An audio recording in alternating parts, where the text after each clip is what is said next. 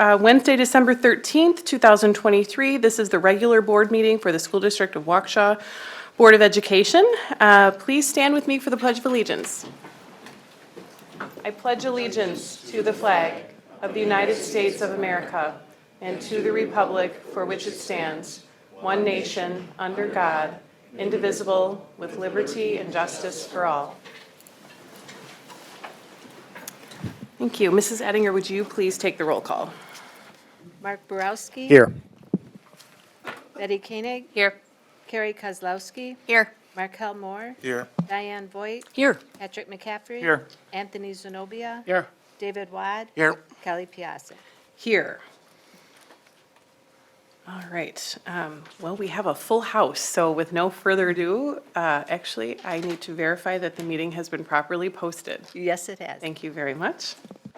And now we'll move on to Bright Lights. So we have our athletic directors from all three high schools here tonight to recognize our fall athletic and extracurricular achievements. Yes, we do, Dr. Piasek, and thank you, everybody, for joining us. We have a ton to celebrate this evening, and this has been a new tradition in the School District of Waukesha, and we're really excited to welcome everybody here this evening. So we're going to go school by school, and we're going to go in alphabetical order. So we're going to start with Mr. Anderson and the Waukesha North Stars. Talk for our couple of activity advisors who couldn't make it tonight, and then I'm going to turn it over to our coaches that are here tonight. So first, the North Star players, our drama crew, participated in the Wisconsin Interscholastic Theater Festival with a one-act version of our fall play, The Comedy of Terrible Errors. If you got to go see it, it's absolutely hilarious. For the first time in over a decade, we scored high enough to pass on to the state competition called UW Green Bay and came away with several awards. We received awards for Outstanding Ensemble, a Directing Award, a Technical Theater Award, an Outstanding Acting Award for Ariana Orth as the character Riley, and the esteemed Critics' Choice Award for the overall outstanding performance. Our students work extremely hard, and we are very proud of the results, and they are on to working on our winter musical. Up next, we have our North Star Marching Band, which for the first time was put into Class AA for school enrollment. In our assigned class, we placed third at state, held at UW Whitewater, October 14th of 2023. The students were proud of their performance and happy with the result of their final performance. And we also had Mari Cortez performing in the State Honors Band at the Overture Center in Madison during the State Music Educators Conference. This is a huge honor and especially rare for sophomores to be a part of the group. Next, I'm going to turn it over to our boys cross country coach, Coach Mosley, to talk about some of our state qualifiers.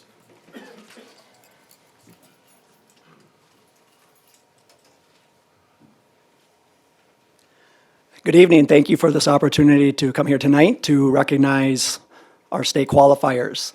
I'd like to recognize Brody Engeline, who is a sophomore at Waukesha North. Brody had a fantastic cross-country season overall, being one of our top runners in our program. He was one of our top sophomores in the Classic 8, one of the fastest freshmen last year in the Classic 8, so it was great that he continues to build on that as a runner. He had a fantastic sectional race, finishing third overall in the sectional to qualify for the state cross-country meet, where he took 100th place overall, which was a fantastic place in a tremendously talented field.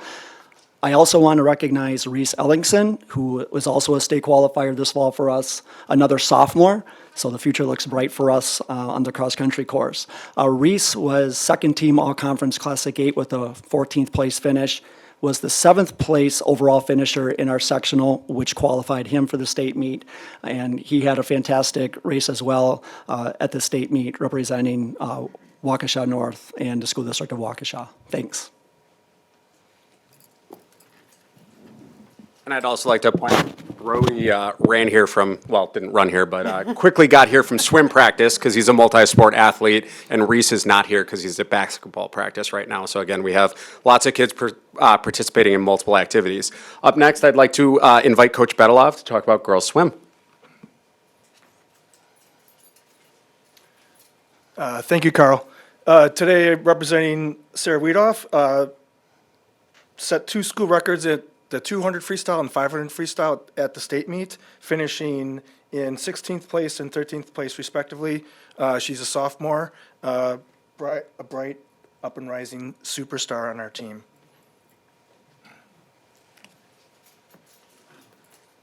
And then our final state qualifier for North, we're going to recognize the Waukesha Fusion boys volleyball team, which is the North-South Co-op. So I'm going to invite up Coach Bansky and the boys that are here tonight from the volleyball team to be recognized. Hi. 3 years ago, we started our co-op team, and we'd walk into gyms and people would say, "What's a fusion?" This year it became a cheer, one of our competitors. For the first time in 32 and 33 years, we stand as conference champs of the Classic 8, which is widely viewed in boys volleyball as the Big Ten of boys volleyball in Wisconsin. Every night, a very entertaining, powerful, high-flying, fast match that some people came to for the first time and walked out with the attitude of, boy, I had no idea that was going on in our gyms. We have built a program based on 3 words, 1 word for each season: respect, grit, and pursuing. This year, we were focusing on pursuing our potential. Every day coming into the gym, talking about and focusing on making a trip to state. Again, a trip that hadn't been made in quite some time. The last time Waukesha South went was in 2001 when I went with them. So it was certainly a past time to go. One last word about these young men. 3 years ago, my assistant coaches and I were standing in the gym watching them as sophomores at one of our first practices as a co-op team.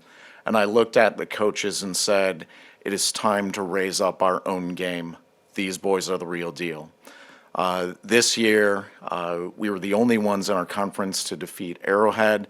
At our final conference match against Catholic Memorial, one of the WIAA administration officials was in the audience and said to Dan from Waukesha South that what they saw on the court was the epitome of youth sport, and it truly was. These guys brought it every night. We took home all kinds of accolades, second team All-State, first team All-Conference, honorable mentions, the award ceremony at our banquet. Well, we needed a bigger table to haul everything back that we did.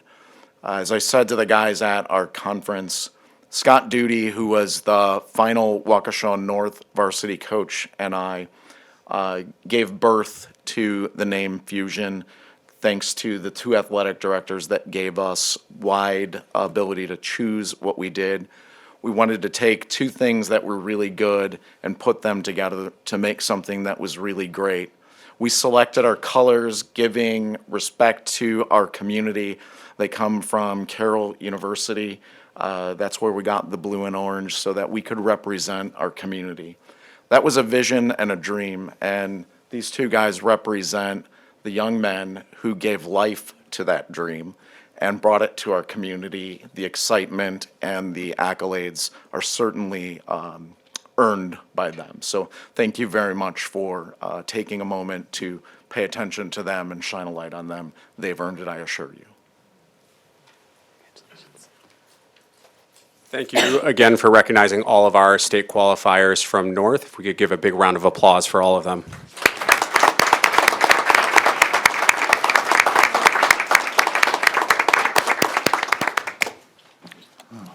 Thank you. That wonderful start, Waukesha North. We're going to next proceed to the Waukesha South Black Shirts with Mr. Schreier.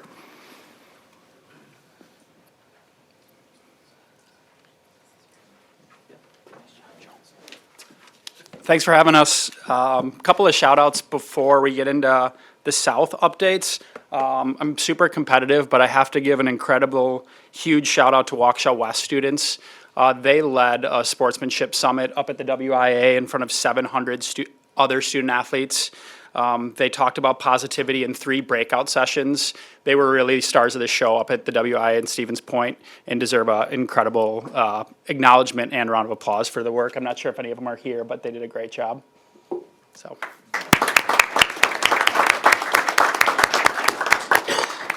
I also wanted to say next week is Officer Josh Tyndall's last week as SRO at South High School. He has been such an important part of our building and community these last 4 years. He is going to be really mad that I'm saying anything, but he is forever a black shirt and will be really missed at South High School. Also, congrats to Coach Bansky and the boys volleyball team for their conference title. The coaching staff has done an incredible job, as well as the young men who competed day in and day out. Coach was very intentional, acknowledging Carly and Brandon are also here. The assistant coaches, the coaching staff were phenomenal. Coach Judy as well. I just want to echo what was said at that WIA event. Joe, you kind of stole my thunder, but it was called the epitome of high school sports. Just such a cool showcase of what our community can do and all the work that these guys put in. So congrats on a great season. Coach Carlson and girls swim can't be here today. They took 11th at the state meet hosted at South High School. They also took 3rd at the sectional. We graduate only 2 seniors and are super excited for what next year might look like with the girls swim program. I also want to take time to shout out our student athlete leadership team, our SALT program. Our SALT student athletes have been very active this fall, leading our first annual leadership summit with keynote from alum Julian Swartz. They volunteered at a breast cancer awareness walk and helped out at the WEF Elegant Farmer Pie distribution this past month. A great group of kids that are doing awesome work. West soccer team is also here. I just want to give a brief shout out to our boys soccer team. They went the month of September without a loss. Coach Swartz and the team finished the year with a winning record for the 3rd straight season and 2nd straight winning season in the Classic 8. Also, a group that can't be here, just want to give a huge shout out to our cheer program. They hosted one of the largest cheer competitions in the state Saturday called the Southside Showdown. On Sunday at the regional, which is also hosted at South, the cheer program, who've won 4 straight state titles, qualified 2 events for nationals. Those 2 events are the non-billed game day and the non-billed traditional. So both of those teams will be competing at the nationals. I do have Coach Yep here as well. I'm going to bring up Coach Yep from esports. They qualified 4 to the WIHSEA State Smash State Championship, including a top 10 individual finish. They are 2-time Rocket League state champs. So I'm going to have Coach Yep come on up. Thank you for the opportunity. Unfortunately, I don't have my students here. They had some work obligations and illness. But as Mr. Schreier has said, last winter we did win a 2nd time in a row, Division I championship in Rocket League.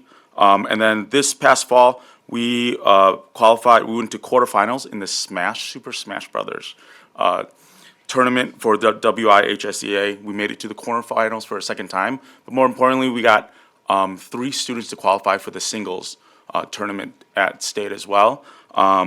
We had Joshua LaRoche, who finished 7th place. Ryan Mui finished 29th. And then Owen Casa unfortunately could not make it. But I really thank you guys for the opportunity, because esports generally accesses students that don't necessarily participate in traditional sports.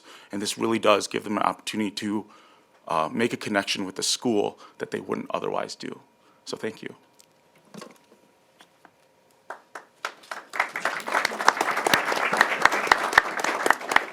And then the last group I want to acknowledge is our cross-country team to our right. Congrats to the boys cross-country team and Coach Gramdorf. They qualified as a team for the WIA state meet by taking 2nd in the WIA sectional. This is the first time qualifying since 2012. We have Austin, Jack, Zach, and Owen up here. We graduate Zach, who's looking to run in college, but we also have a number of kids coming back and are really excited about what next year could look like. The boys team also took 1st place at the Lake Country Lutheran Invite. The most important piece that we need to note, Owen would like to extend an invite to anybody. We have a winter run club Tuesday and Fridays. We run from South. Anybody is welcome to join the boys, get out and run on Tuesdays and Fridays. So great group, awesome job, and they just continually saw improvement race after race. And I don't know if anybody wants to speak. Thank you.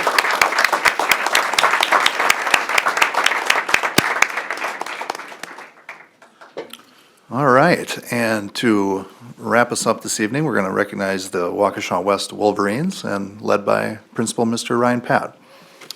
Thank you. Athletic Director Mr. Kyle Lemieux is at a national conference, so he was not able to attend tonight. So they went to the second fiddle. I will not be anywhere as endearing as him, but I will do my best to recognize our athletes and students who are participating in activities. First, I want to recognize our girls cross-country team, Coach Chris Ramsey, and if Lily and Valerie could come up, please. Lily's here. Come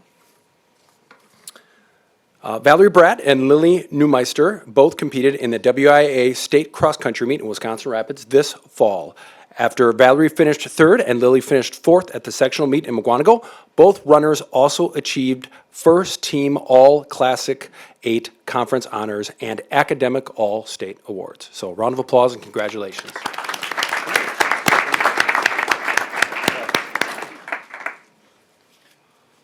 Next, we have girls tennis and Coach Jordan Snowball.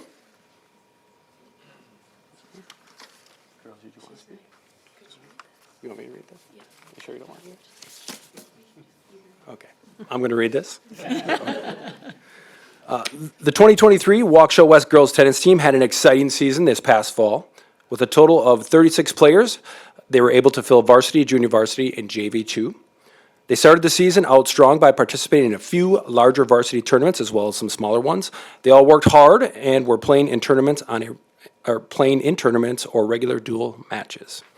West co-hosted the Indian Wolverine Invite with McGuanago. West took first place for the second year in a row. Varsity singles 1, 3, and 4, Stella Van Andel, co-captain Olivia Kraft, and Ellie Zielinski went undefeated in each of their 4 dual matches in that tournament. During subsectionals, 6 players advanced to sectionals, singles 1, Stella Van Andel, singles 4, Ellie Zielinski, doubles 1, Ava Hodder, and Lily Tinder, and doubles 2, Emma Dillon and Tess Rubik. At sectionals, the 1 doubles team of Hodder and Tinder and 1 singles Van Andel qualified for the 2023 WIAA State Tennis Tournament.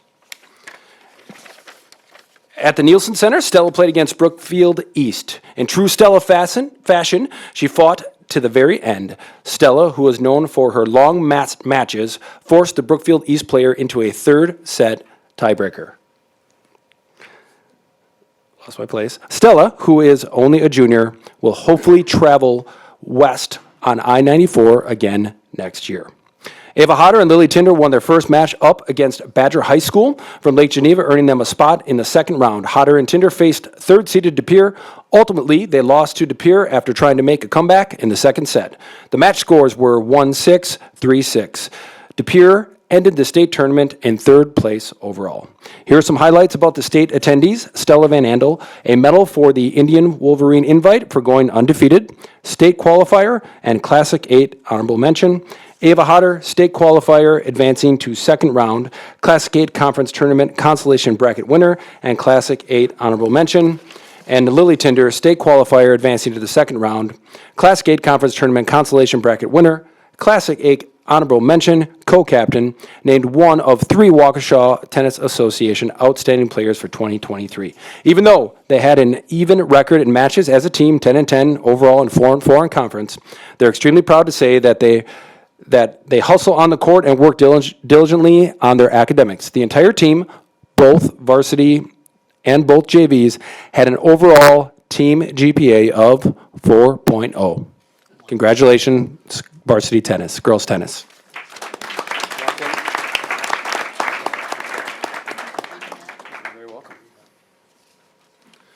Next, we have boys soccer, and I'm going to call Coach Warner up here and his players to speak.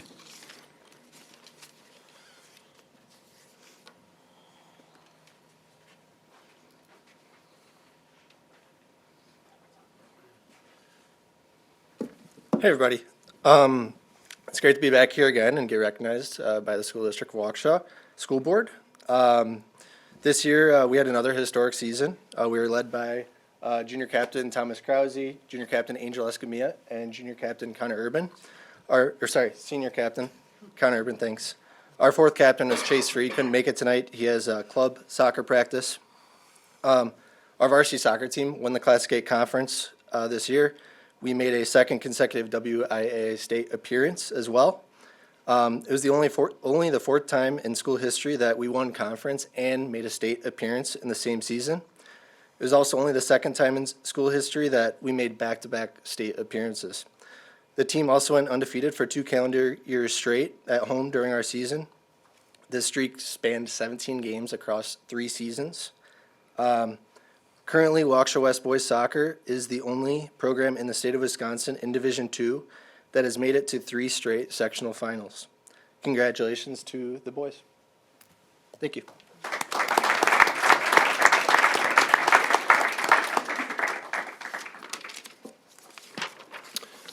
Next, I'm going to call up Coach Chris Niven and our girls swim representatives.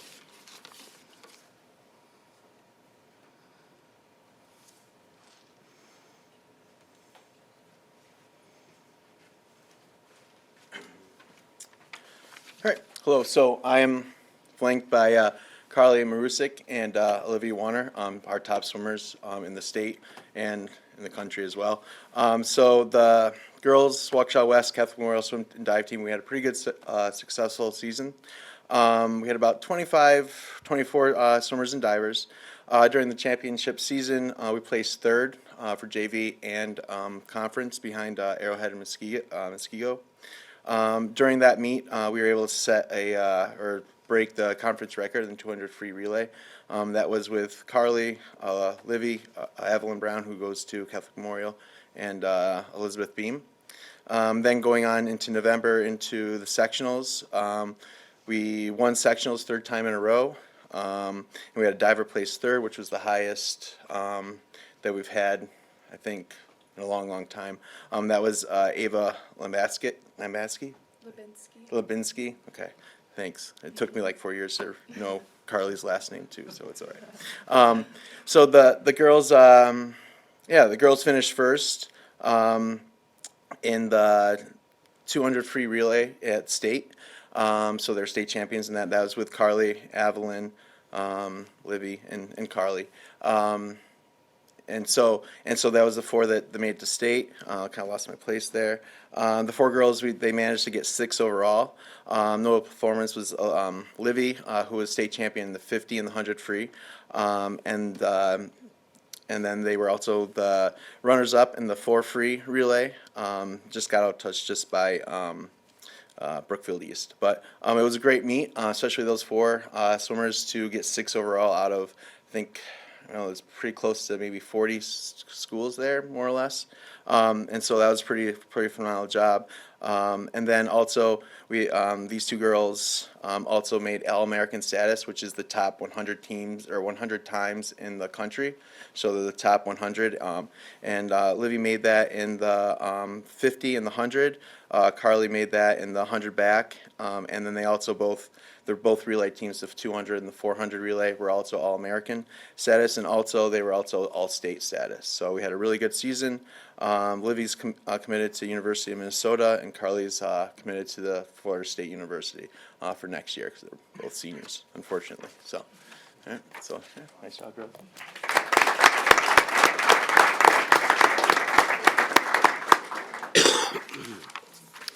All right, moving on to our activities. We'll have our marching band advisor, David Farmer, and our students who are going to speak about their phenomenal season.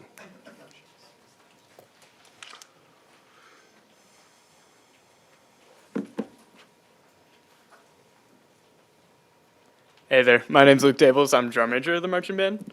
The Waukesha West Cadets had a fantastic marching season and competed in several regional competitions. This fall, the band participated in the Waukesha West Invite, Greendale, Oak Creek, the Waukesha North Invite, Milton, McWanago, and WSMA Marching Band Championships at UW-Whitewater. The most impactful part about marching band is that it's able to foster people as community builders and leaders. Since I had the unique opportunity to serve as drum major, I learned from Mr. Farmer, the one, the only, that rigor, work effort, and humanity is how we can best as students serve each other as students. And marching band just fosters a community of people that supports other people. So. Hello, my name is Ian Duterre. I am center snare for the Cadets of Waukesha West and percussion section leader. Throughout the course of the marching season, the cadets earned first place finishes at all regional competitions. The cadets finished second in their class at state marching band championships held at UW Whitewater. Our outstanding members of the cadets percussion section finished first in their class at the state competition. And on a more personal note, I want to say that marching band has probably, through my 4 years in high school, has probably been the most important experience for me, just as a person, not only just as a musician, but as a person. The amount of discipline and work ethic that it has taught me is unmatched, and I'm just very proud of our accomplishments this season, and I'm continuing to do marching activities outside of just high school. I'm going to be auditioning for a Drum Corps International group.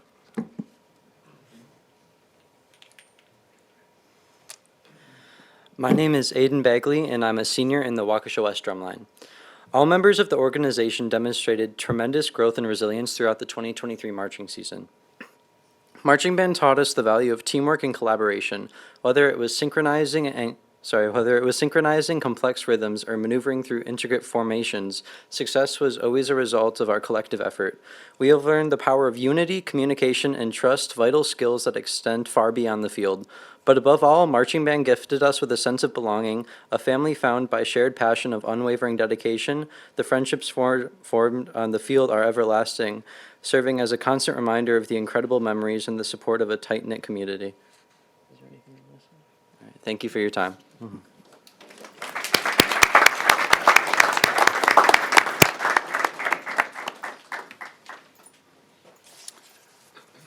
And finally, tonight, we have Mr. Nathan Parrish and our students who participated in the drama department and one-act play.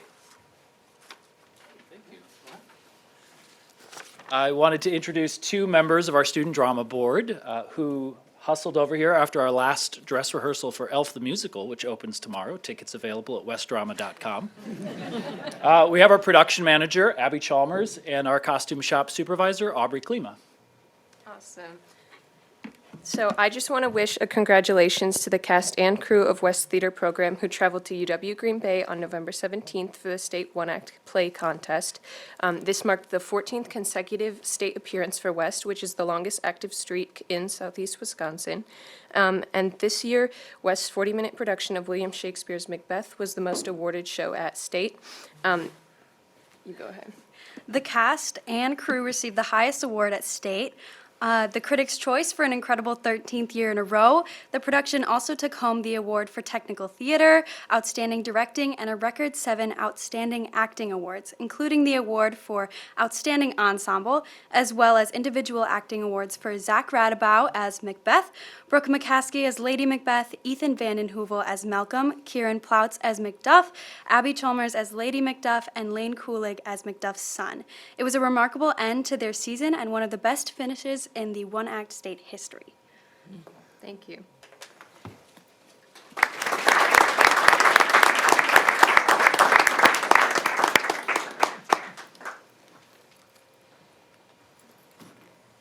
All right, well, thank you to all of you. I think I speak for the whole board by saying that we're just so incredibly proud of you. You make,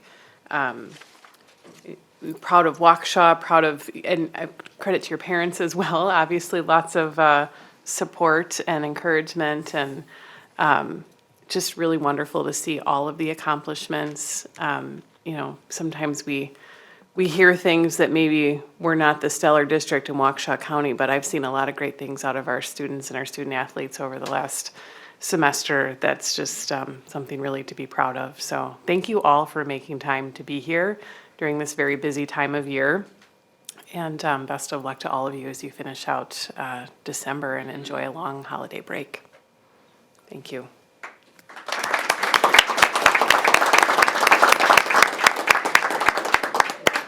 You may want to stay because we have some students actually speaking on behalf of West this evening as well. So wait, what am I doing first? No, not that first. Well, or leave. We're going to start with a recognition. Sharon Thede is going to present our Employee Recognition Award, and then we'll move on to our student representatives.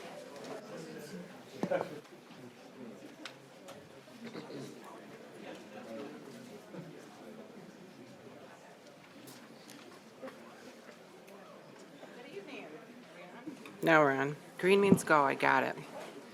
Okay, so the Employee Recognition Award for December of 2023 is being presented this evening to Ms. Mary Green. So Mary, please stand up. We can clap.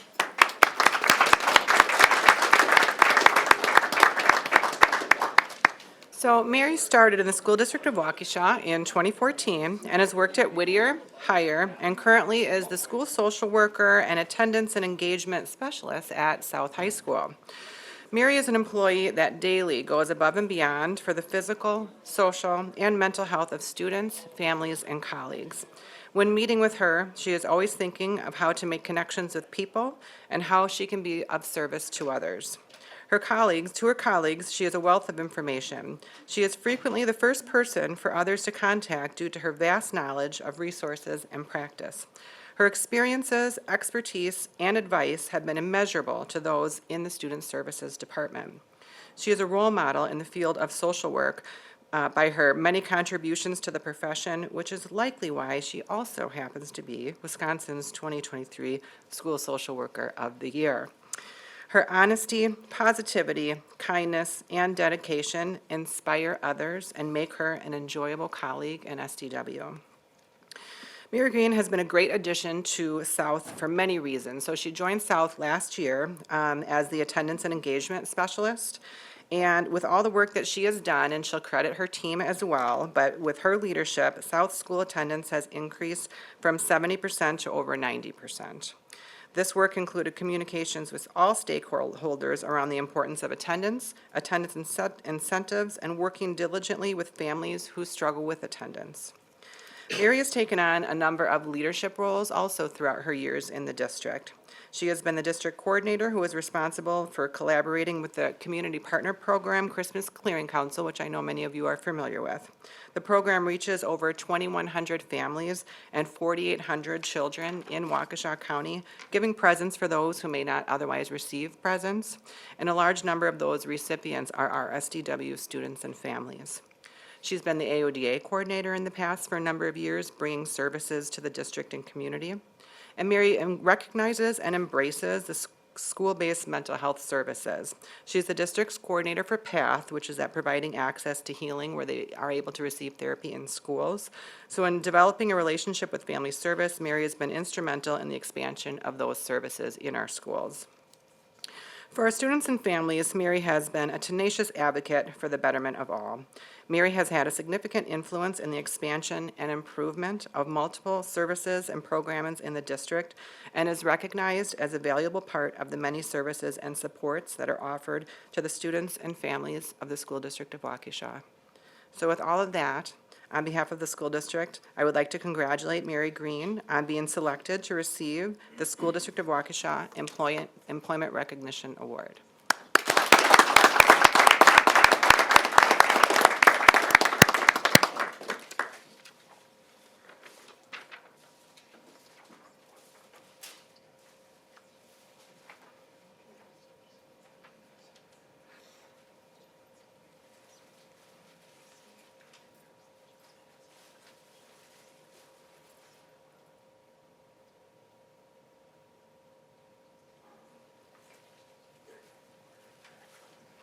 Always the picture first, right?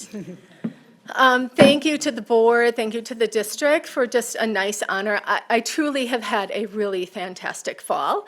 But I'm appreciative of having worked in Waukesha. This is year 10 for me in Waukesha, year 29 for me as a school social worker. So it is nice to get recognition from an educational institution that social work has a place in helping students and families in education. And that to me is what I'm all about, helping students and families, not necessarily being in front of groups or being in front getting recognitions, but being able to help students and families eliminate barriers, reduce barriers so they can accomplish goals and achieve successes in their life. So thank you for all of the social workers. We're a small but mighty group. There are 11 of us. We all do really good work, and I wish they all could be here today because they all do really great work too. So thank you so much. Thank you.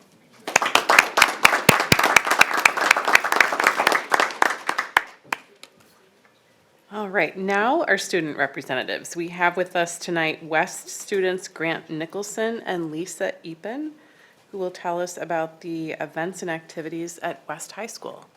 I guess above and beyond all the great things that we just heard. Welcome, guys. Can we get, do we just airplay? We will presentation. How do we put that out?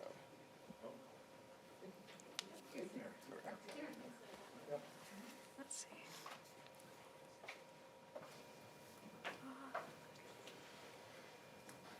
I'm gonna guess.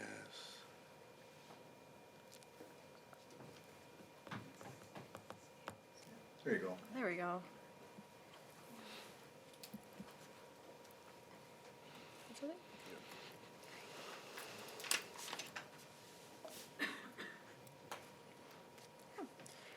Hi, I'm Grant, And my name's Lisa. and we're going to be going over just some extra activities and sports that you may have not heard about tonight during the recognitions. So first, we wanted to cover some cool academics that was going on at West. If you've probably heard of Trek before, but West offers it. It's almost like an independent study, but essentially it gives students an hour in the day to work on projects that they're really passionate about and really want to do. Some of the pictures up there, kids are working on making fly fishing lures. They're working on, I'm up there actually with my 3D printer. I'm working on 3D printing a little rocket toy that I'm going to submit to a competition. We've got kids learning languages like Russian and even programming games and making fashion. Next up for our athletics, our motto for this year was to win impressively, which many of our athletics have showcased this year. For football, they ended up making it to the second round of playoffs, and the highlight games for the season were for homecoming and senior night. Recently, cheerleading placed third of 11 teams at the Southside Showdown at Waukesha South, and Palm and Dance placed third in Palms at the Watertown Spring Invite this past weekend. Highlight performances from Riley O'Keefe winning first in her solo, and the small group performance of Ellie, Nora, Adeline, and Michaela placing first in the invite. One of the highlights for their season was in October, they were able to kick off the Milwaukee Bucks preseason with a primetime performance. For boys and girls volleyball, both of them ended up winning regional champions, falling short in the semifinals of sectionals. For boys volleyball, some of the star performers were Carson Stringfellow, Ryan Richter, who both earned first team all-conference recognition, and then Isaac Gable, who earned an all-conference second-team recognition. There was an honorable mention for Chase Crowder, who was our senior setter. For girls volleyball, they tied second in conference with Kettle Moraine, and there was a second-team all-conference mention for Briley Leverance. Honorable mentions go to Ellis Skogman, Grace Rohde, Mia Genazzo, and Gracie Frigan. Head coach Katie Gall was deemed 2023 Classic 8 Coach of the Year for girls volleyball. Some of these next are similar to what you've heard, but we wanted to focus on the highlights of the season. So with girls cross country, you heard Valerie Brett and Lily Newmeister represented West at the WIA State Representatives, and boys cross country placed 6 at sectionals with star runners Sam Daly and Connor Hustle hitting lifetime personal records. Boys soccer was conference and sectional champs, and they made it to state semifinals, and Chase Free and Connor Urban were recognized as all-state players, being represented as second team and honorable mention, respectively. In girls tennis, Stella Van Andel and Lily Tinder and Ava Hodder all went to state, with Lily and Ava playing doubles and Lily and Ava playing doubles and Stella representing as singles. In girls swim and dive, they placed 6th overall at state. Livy Wenner won 2 state championship medals. Carly Music placed 5th and 4th in her events. Itzy Beam placed 6th and 13th in her events. And the relay team consisting of Livy, Carly, Itzy, and Evelyn Brown placed 2nd and broke the school record by 2.5 seconds. For our activities, Waukesha West's goal was to increase student participation in clubs and activities, and so far, to date, we have increased them by 30%. We wanted to foster soft skills of collaboration, compassion, working towards a common cause, and engaging with the school and community. New clubs that have been introduced in the past 2 years include the French Honors Club, Asian Student Union, Arts National Honor Society, American Sign Language, and Health Occupation Students of America, or HOSA, and many more. We also brought back some old clubs, such as Electronic Newspaper, Book Club, and Bible Club. For Interact Club, the theme this year was supporting military families. Recently, to spread the holiday spirit, they have assembled 150 holiday stockings for the USO and made over 70 holiday cards for the National Alliance on Mental Health and Illness. For DECA, just a few days ago, they took a field trip to the public market and the corners and learned about the marketing strategies used for the Summerfest. HOSA in School promoted the Hygiene for Hope drive from November 6th to the 21st, gathering hygiene products to help people stay healthy through Thanksgiving. Model UN competed in the Arrowhead Model UN conference. Anika Unchen and Sophie X received an award for Best Position Paper representing China in the UN Historical Security Council. And we also had an award for Bennett Warp, who won an award for Best Delegate for the Disarmament and International Security Committee representing the Republic of Ireland. Again, we had our one-act play, who had the production of Macbeth. They performed at the state competition again for the 13th time in a row. Our esports finished our 2023 spring season for Valorant at state in 3rd place and began a promising winter season this year. Our marching band placed first at all 5 local competitions and placed 2nd at state, winning many awards for outstanding percussion and color guard along the way. Our Core 2062 robotics team geared up for the 2024 season with many new rookies, where we will be traveling to Duluth, Minnesota and Milwaukee, and hopefully to Houston if we win. Thank you, that is all.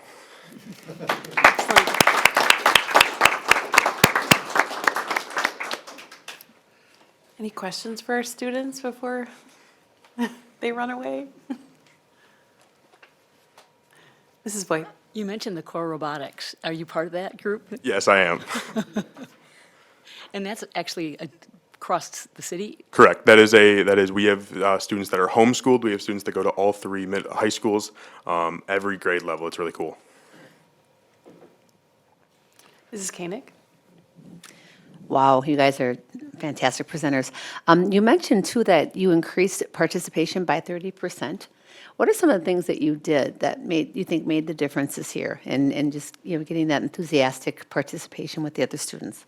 Yeah, I think a lot of our new clubs helped with more participation. A lot of introducing of clubs that students lead and students want to have happen. I know there's also an astrology club and like Asian Student Union, bringing people together was such a big part of it. There's also a lot more like promotion of like different drives, different activities that happen, and a lot of welcoming of people who maybe aren't familiar with the club or aren't unsure with it. There's a lot more meetings and a lot more clubs that are accepting people to just come in maybe for a meeting or two and participate, see if you like it, see what all of it is about, and then they are able to see if they want to participate in it more. Mr. Moore? Thank you. You mentioned a track about the hour that you all spend. Could you tell us more about like different things that you saw with different students? I know some start learning Russia. You're about to submit to a competition. So is it every day you get that hour, or and then what are some of the things that other students are doing as well? So it's one of my hours in my day. It goes into my 6 hours or whatever in the day. And so every day we set goals. We have this whole plan. We work directly with our teacher and kind of we focus on what we want to do. I want to be an engineer in my future, so I've been able to do things like get proficient in Microsoft Excel, work with 3D design software such as Fusion 360, contact industrial professionals. I've done interviews with about 3 different people who work in different fields throughout the industry, and all these things have really given me career standards and things that I need to do to be able to prepare for my future the best. But you can really do it with anything. Like with fashion, they're able to contact professionals in that field. We write up 1 pages about them, kind of best figure out what we want and what we get from those interviews, and we apply those to our project with goals along the way to make sure we're learning and expanding. Mr. Borowski?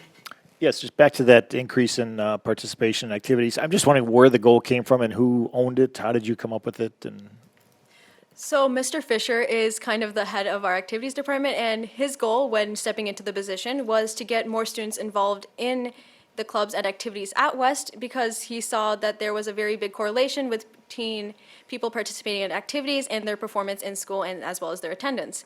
So that goal for increasing that participation also kind of correlates with increasing the academic level and increasing the attendance of people at our school. Thank you. Mrs. Boyd? We've heard about Trek lately, yeah, with some of the discussions on personalized learning. Could you tell us a little more? Is that something that you could take like more than 1 year? So I've actually been in it for 3 semesters now, and next semester will be my 4th. It's been so good for me to kind of be able to kind of do what I want to do in school and get a full hour for it. Because before I would have these passions for things, but it would take time out of my day after school during clubs and activities time that I'm typically doing. But now when it gives me that hour of the day, I can expand so much more. I've learned so much more about the processes that I'm researching, such as 3D printing and CNC machining, than I would have ever done before if I was just doing it on my own time. Thank you. Anyone else? Well, thank you both for an excellent presentation. Thank you. Thank you.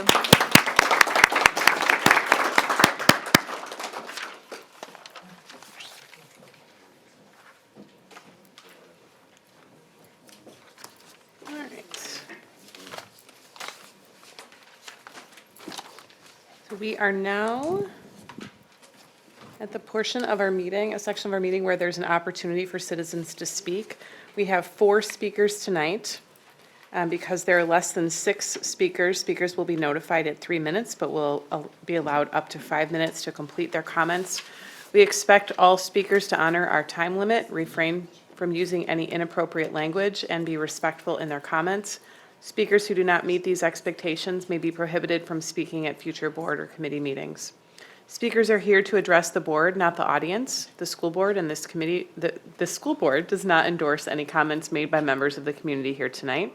We would like to remind our community members of the impact of their words on others and that our children are watching. We commit to communicating with you in respectful and productive ways and ask that you do the same.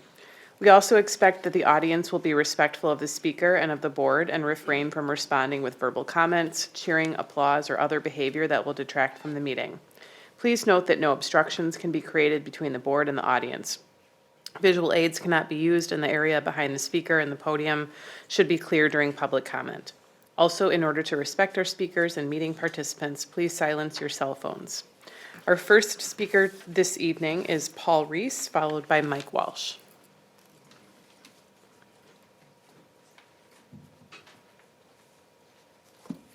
Good evening. One thing about the student athletics is so great in this town. I went to 16 football games, including 3 up at Madison. It was a great time. What else can you do in this town for $15 that'll get you entertainment, a soda, and a hot dog on a Friday night? There's not much else you can do. It'll get you that. You know, it won't even get you into a movie theater.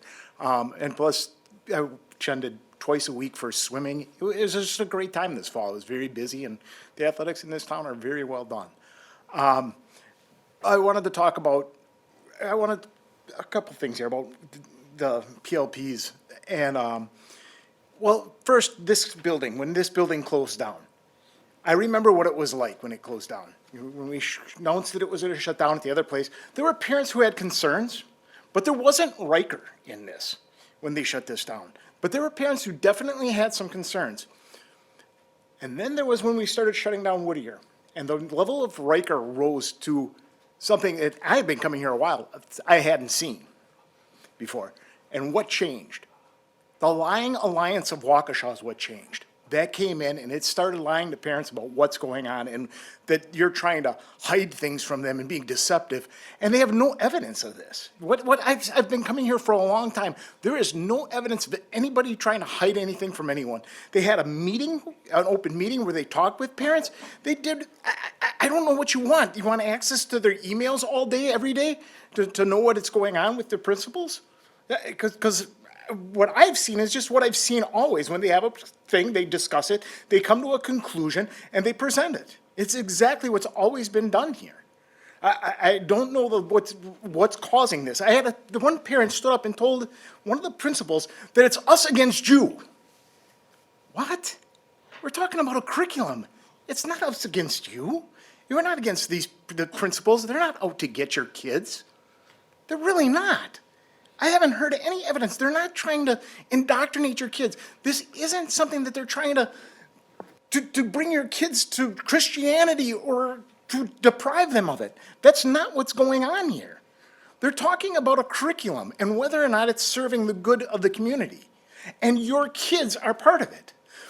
My daughter went to STEM. Okay, to be clear, she went to STEM for 2 years, and then she went to Waukesha Christian Academy, because I didn't care what was going on there. When she went to Waukesha Christian Academy, it took her a year to get straight. She didn't have any time management.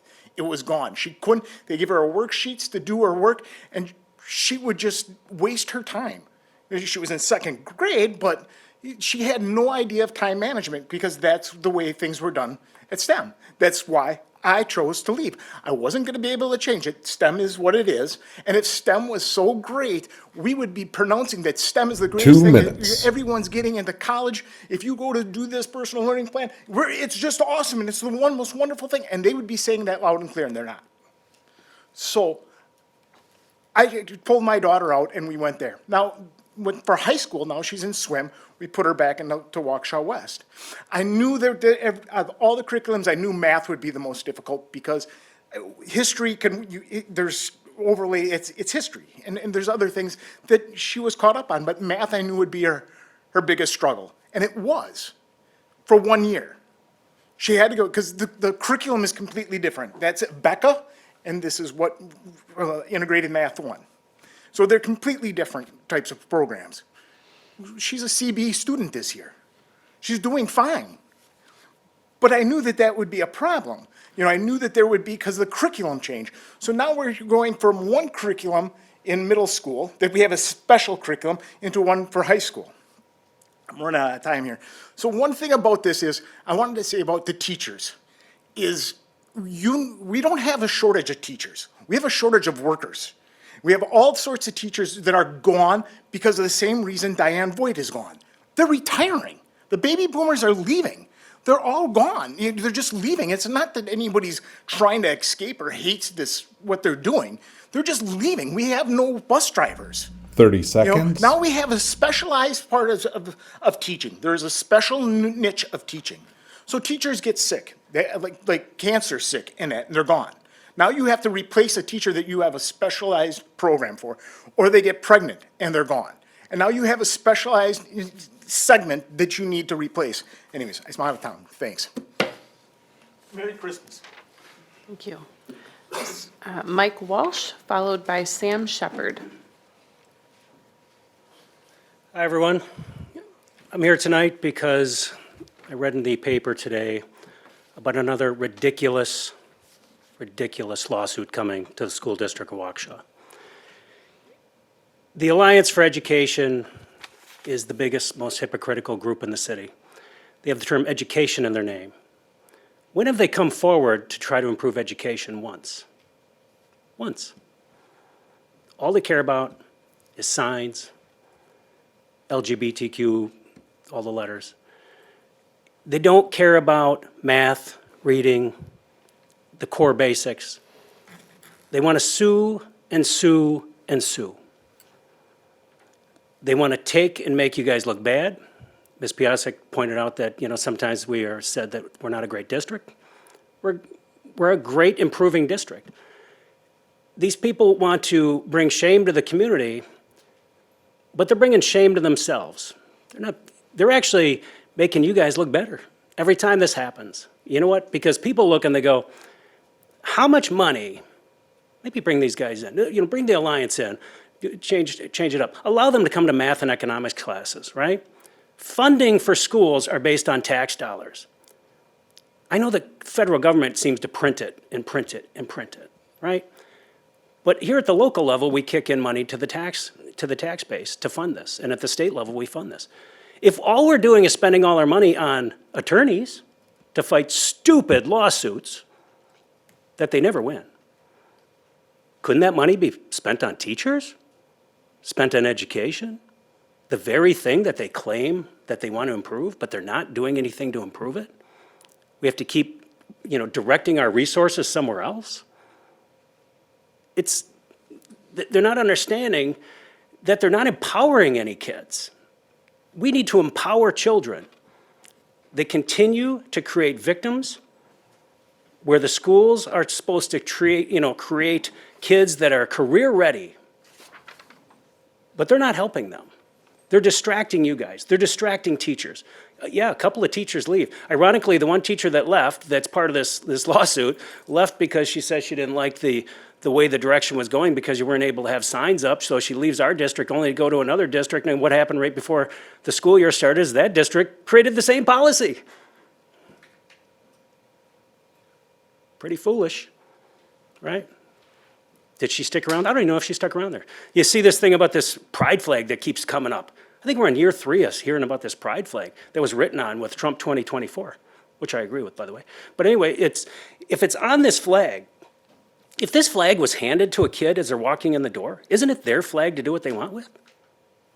Right? If you deface something that's given to you, it's not even defacing it. 2 minutes. It's yours. You can make it whatever art project out of it you want, and then you get to re-gift it back to someone else. If that person finds offense in that, that's their problem. Who's teaching kids how to handle stuff like this?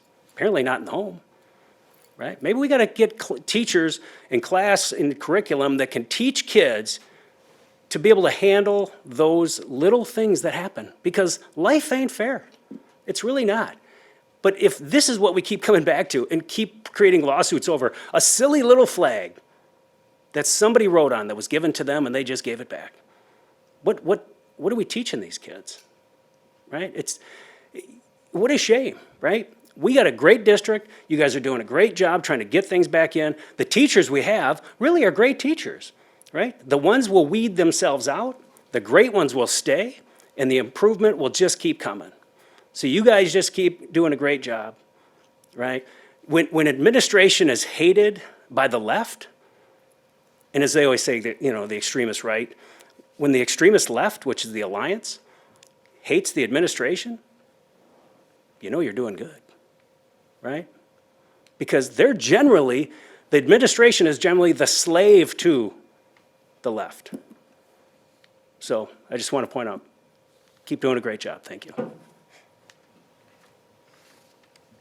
Next speaker is Sam Shepard, followed by Tariq Ahmed.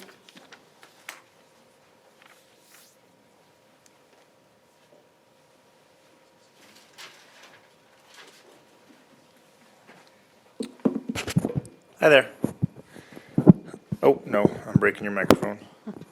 Okay. Hear me okay? Yeah. All right. Hi, I'm Sam Shepard. I'm a parent in the Waukesha district of a 7th grader and a 5th grader. Sorry, a lot to digest over the last little bit here. I'm going to try to stay on my topic. Just here to talk about the personalized learning programs. I think it's wonderful what we've done here tonight, all the recognition of these great programs, the athletic accomplishments, the unique programs that were just spoken about, Trek and things like that. Wonderful that we're celebrating all those things that people love about the district. And unfortunate that it also on the docket is the discussion of some other programs people love that unfortunately we're looking at taking away. And that's just a concern I have as a parent. I spoke last week at the Teaching and Learning Committee that some of you were here for. So I didn't expect to be back today. Didn't know this existed, actually. When that meeting concluded, it was, we're going to table this until January 2nd. The next meeting is what I and all the other parents heard. Spoke to many parents in the last few days who are very surprised this meeting existed and that PLP discussion was on the docket because no one was aware of it and had heard about January 2nd as the next meeting. So that was what was in my head and most of the other parents who spoke. I think there were 9 or 10 PLP discussion parents presenting like I am here, and many couldn't make it tonight because they learned about it yesterday from the Freeman. So there are some concerns about transparency and those things. I think that's a valid point. Maybe these things aren't advertised.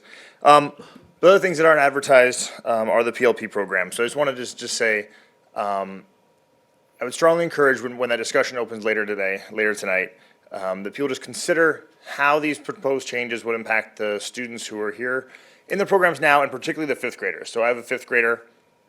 Our plan had been from the beginning, last few years, to have her follow her older sibling to Horning at the flight program, and it was only about a month ago we learned that might not be possible. Very shocking to hear that on such short notice.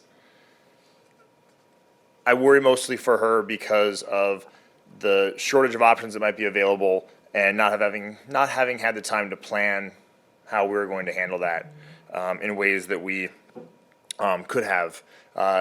Seems like the school district administration may have been considering doing away with some of these PLP programs earlier.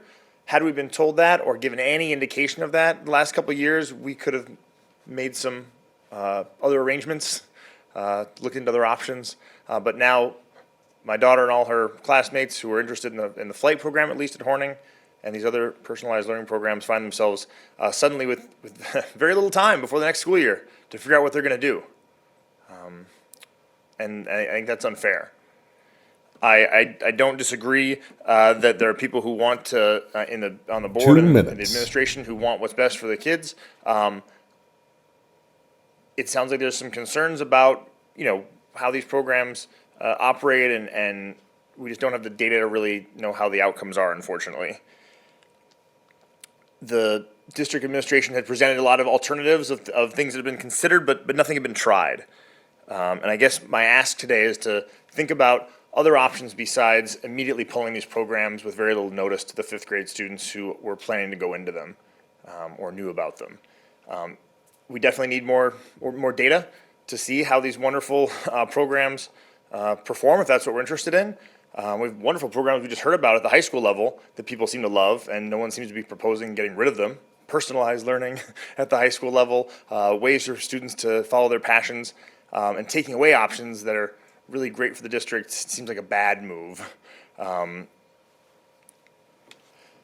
I would also just be concerned about the options that are proposed in its place are more restrictive and more exclusive than some people may think these PLP programs are.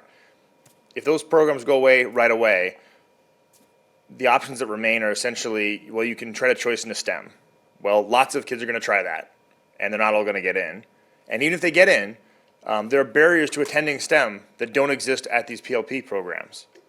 So if we're 30 worried, seconds. if we're worried that the PL programs favor any kind of privilege or a certain type of demographic, that's amplified by trying to attend a program like STEM, where you have no busing and you have to be able to get your kid to and from a very odd middle school schedule.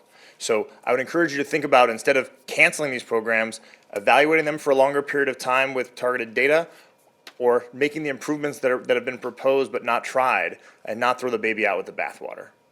Thank you for your time. Thank you. Mr. Aklund is our last speaker tonight.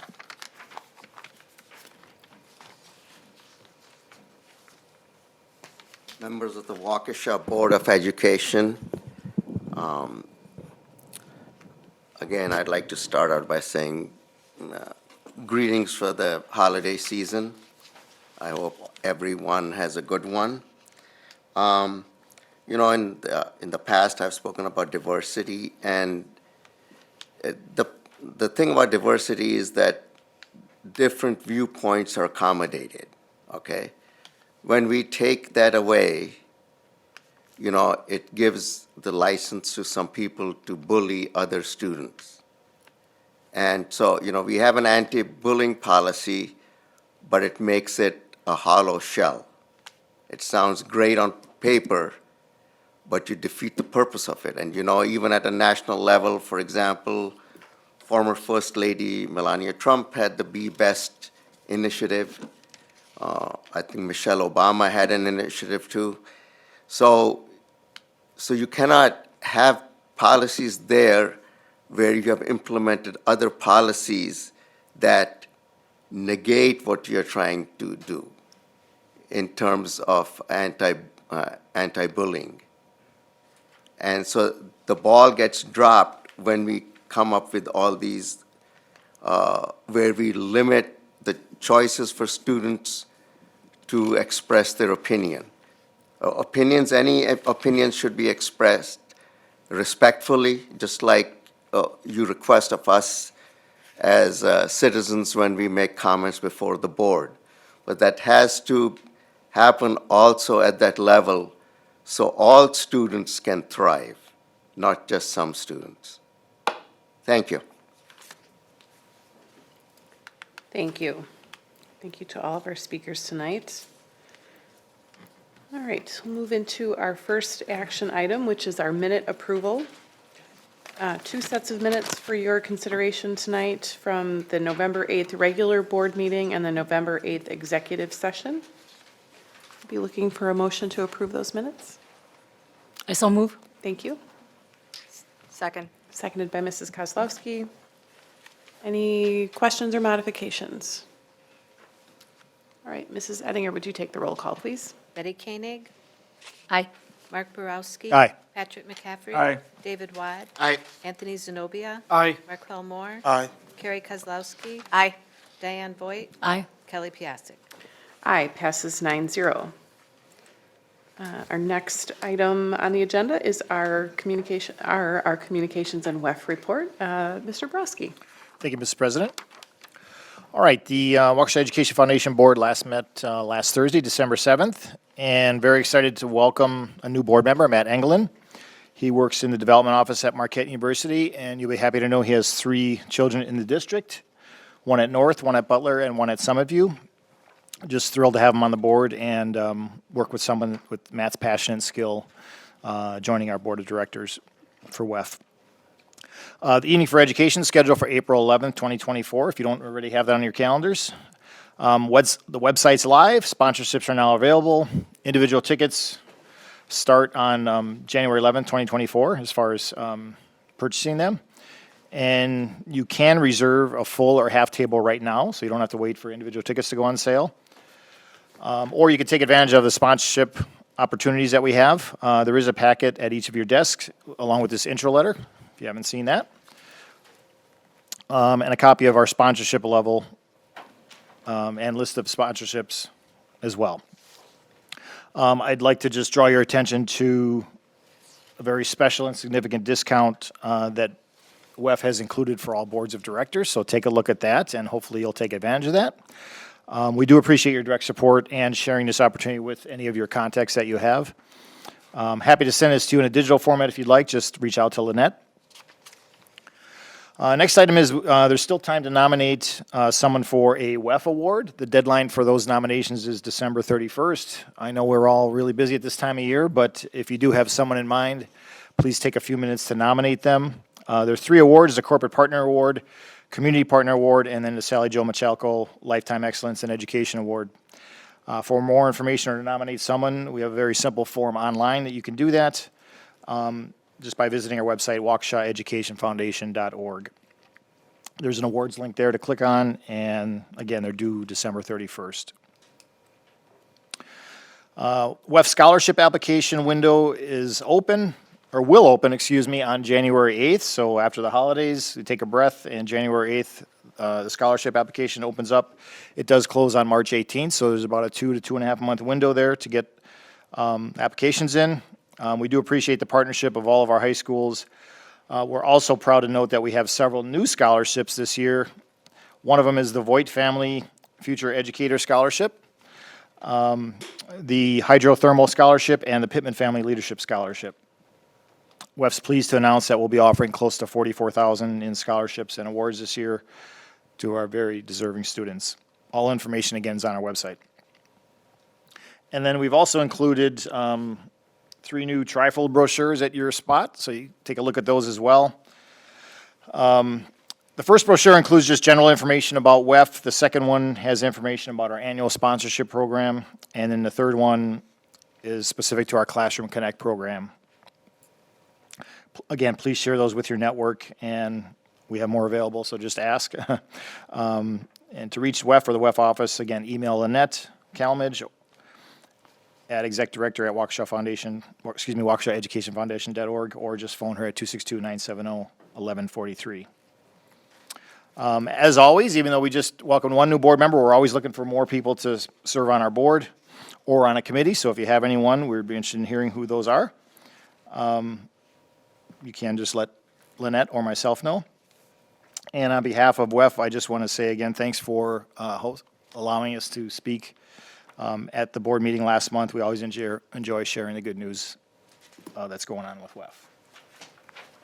And that's all I've got, unless you've got questions. Any questions? All right. All right. Thank you, Mark. Thank you. Moving on to our consent agenda. We will start with public gifts. Mr. Clark. Yeah, the district received 3 gifts for Waukesha Sings this month. Waukesha State Bank donated $1,000. The Waukesha Elks Lodge donated $1,000, and Educators Credit Union donated $500. These gifts will be used to purchase music supplies, food, and T-shirts for the participants in Waukesha Sings. Thank you. It's a wonderful program, and those are much appreciated donations. All right, as a reminder, your agenda includes various categories for approval. If any board member wishes to have an item set aside for separate consideration, you will have that opportunity. There were no expulsion panel actions for this month. Under policies and bylaws, we have a number for your consideration. Policy 2340, field trips and other district-sponsored trips. Policy 0142-1, electoral process. Policy 9211, district support organizations. A rescinding of policy 9210, parent organizations. Policy 1421, 3121, and 4121, criminal history record check and employee self-reporting requirement. Policy 3139 and 4139, staff discipline. Policy 1630.01, 3430.01, 4430.01, family and medical leave of absence, and rescinding of policy 3120.07, employment of consultant services. At this time, if any member wishes to have an item set aside for separate consideration or discussion, please indicate as so. All right, seeing none, Mr. Browski, would you please present the consent agenda for approval? All right, thank you, Mrs. President. Earlier this evening, the Human Resource and Compensation Committee approved of 1 resignation and 2 new contracts. Information was provided in your packet, and an addendum was placed on your desk. I move that the consent agenda be approved as amended. Thank you. Second. Seconded by Mr. Moore. Any further discussion? All right, Mrs. Ettinger, would you take the roll call, please? Carrie Kozlowski. Aye. David Wad. Aye. Betty Koenig. Aye. Patrick McCaffrey. Aye. Diane Voigt. Aye. Mark Borowski. Aye. Anthony Zenobia. Aye. Mark Moore. Aye. Kelly Piasek. Aye, passes 9-0. Mrs. President, that concludes my report. Thank you. All right, moving on to the superintendent's report. Dr. Siebert. All right, thank you, Dr. Piasek. Very quickly tonight, this is our last time together in the year of 2023 somehow. So I just want to wish all of you and your families a very Merry Christmas, a Happy New Year, and a wonderful overall holiday season. And we will get back after it in 2024. Thank you. Thank you. Moving on to our committees, we're going to start this evening with our Finance and Facilities Committee presented by Mrs. Kozlowski. Thank you, Madam President. The Finance and Facilities Committee met on Monday, December 11th, 2023. There were no action items on the agenda. The first discussion item was the District Technology Report. Steve Schloman outlined projects the Technology Department is working on this year. These would include Blackboard, ClassLink, web filter upgrades, and the transition from Oasis to Infinite Campus for special education documentation. On the district-wide level, the transition to a new firewall provider, change to a cloud-based phone system, installation of the new camera building security system, new cybersecurity measures, the relocation administration building to Blair, and the transition of additional services to the cloud are either underway or completed. Any questions? Mr. Zenobia. Thank you. Yeah, just had a question on the security portion.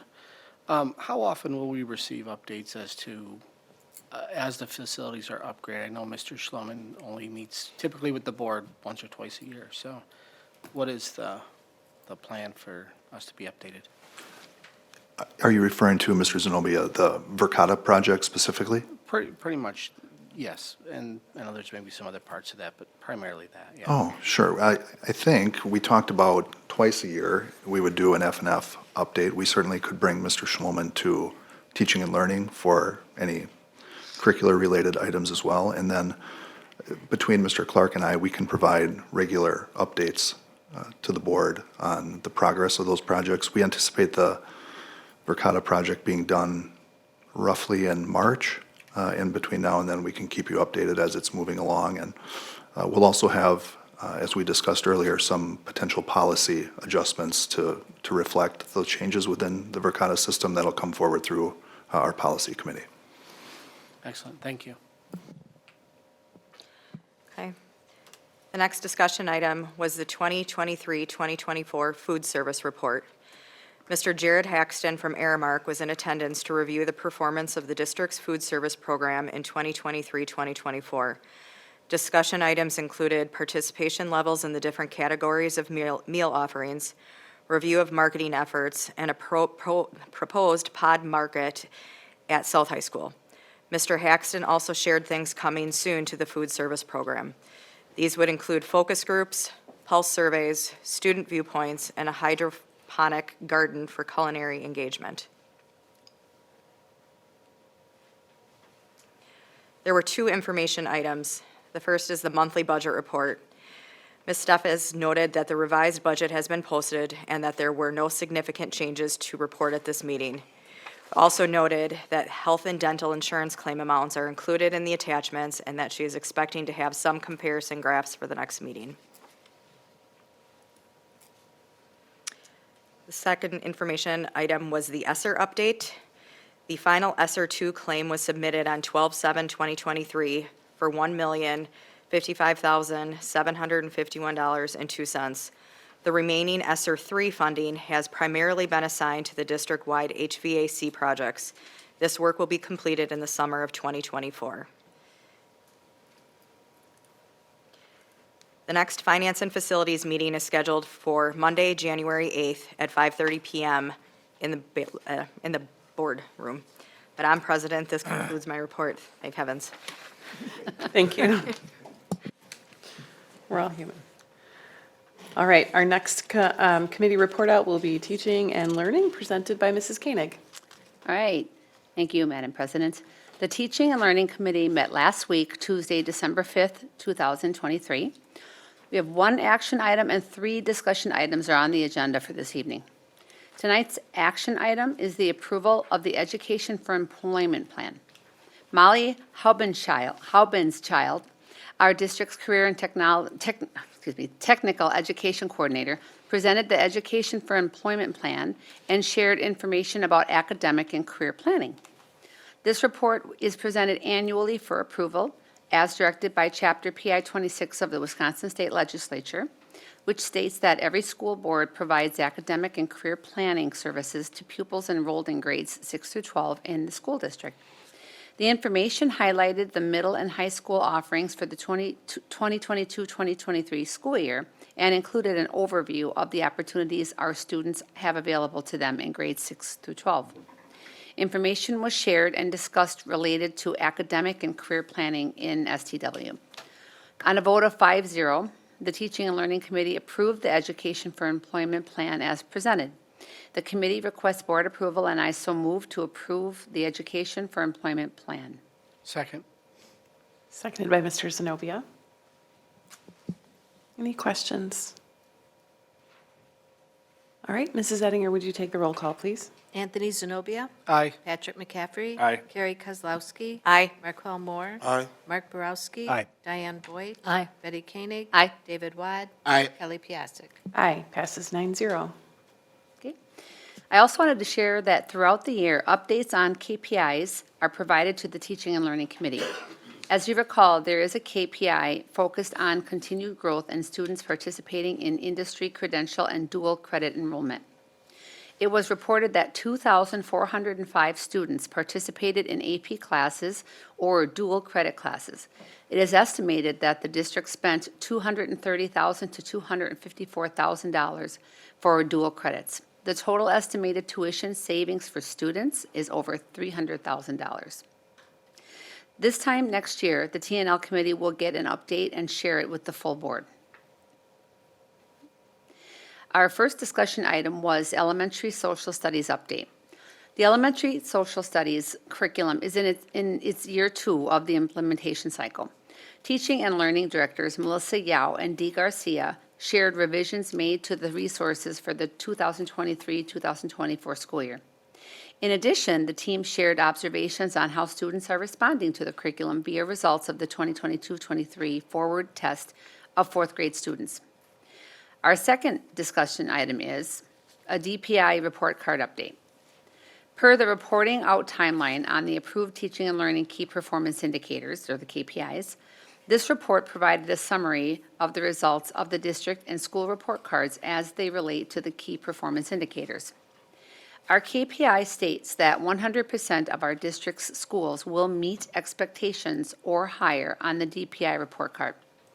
For the 2022-23 results, 100% of schools within our district fell within the meets expectations rating category.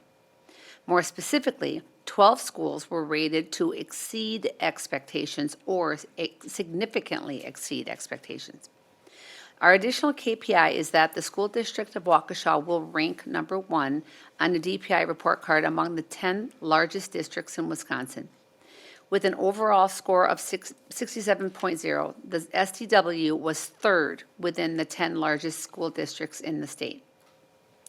This presentation also reviewed the district's data more in depth in each of the measured areas, including achievement, which is proficiency in English language arts, ELA, and mathematics, in growth, which is the year-to-year progress in ELA and math achievement, target group outcomes, which are the outcomes for students with the lowest test scores, meaning the targeted group, and on track to graduation, which is reliable predictors of how successfully students progress toward completing their K through 12 education. Mrs. Koenig? Yes. Can I just Yes. go back for a second Yes. to see if there was any questions or discussion on the elementary social studies Sorry, I just topic? steamrolled right through that. Sorry about that. It's okay. I didn't see anyone too animated. Okay. Okay, And sorry about then- that. Our third discussion item was on the middle school Can personalized. you hold on one second? Oh, Can we just hold on the DPI? Yeah. On the report cards? And again, just is there any questions or comment or discussion on that? Okay, it's all me. Go ahead. Our third discussion item was on the middle school personalized learning programs. The middle school administration team presented information on the personalized learning programs that are at each of the middle schools, Flight at Horning, Quest at Butler, and Compass at Les Paul. A timeline of when various personalized learning programs started and ended was given. The timeline also included recent conversations with the teaching and learning team and the cabinet team prior to making the recommendation. Student enrollment data was shared for each school related to the overall school population and specifically the personalized learning program. An FAQ document from the November 28th parent meeting was provided. The committee and administrative team engaged in discussion regarding the administrative team's educational recommendation to phase out the programs in the future. Mrs. Voigt? I just wanted to share a little bit about a little insight into the timeline that we had a chance to see at Teaching and Learning. My daughter was very strongly involved in setting up the Inspire program at North High School. And I just wanted to share that as I spoke with her about it, she never got school board approval to start the program at North, nor was it ever put to a school board vote to end that program.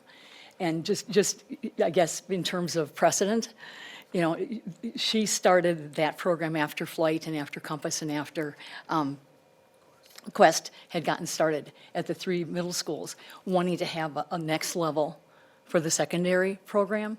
And it was going very, very well. They even wrote for grants for millions of dollars to try to have North adopted as a school-wide, magnet kind of program type of situation. But that obviously did not happen as it went, as it dissolved shortly after that. I guess I really just want to say thank you to all the parents who've spoken out over the last couple weeks. At Butler, the 3 hours of sharing their passion for the successes that program can have in terms of student capabilities. And I just really appreciate all the emails that have been sent and just it can be a great program, and I'm a big proponent of it.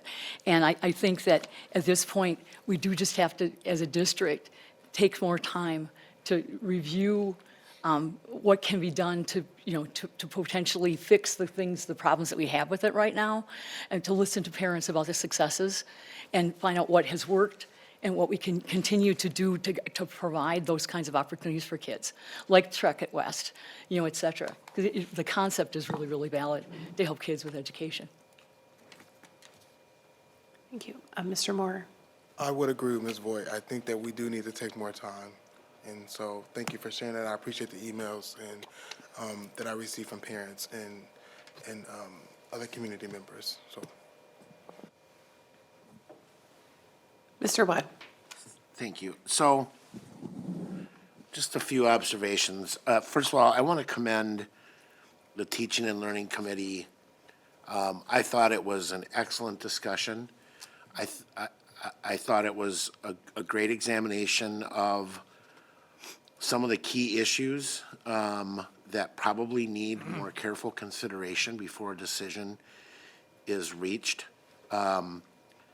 So thank you. And I also want to thank those in the administration who I think came with more information than I am led to believe was made available to parents at the listening session that was held at Butler. I wish I had had a chance to attend. I wasn't able to, but the feedback that I got from many was that I think a lot of the information that was provided to us probably needed to be in that presentation as well. Just some takeaways for me, and some of this may echo what Ms. Voigt just said. Some of them are just my own observations.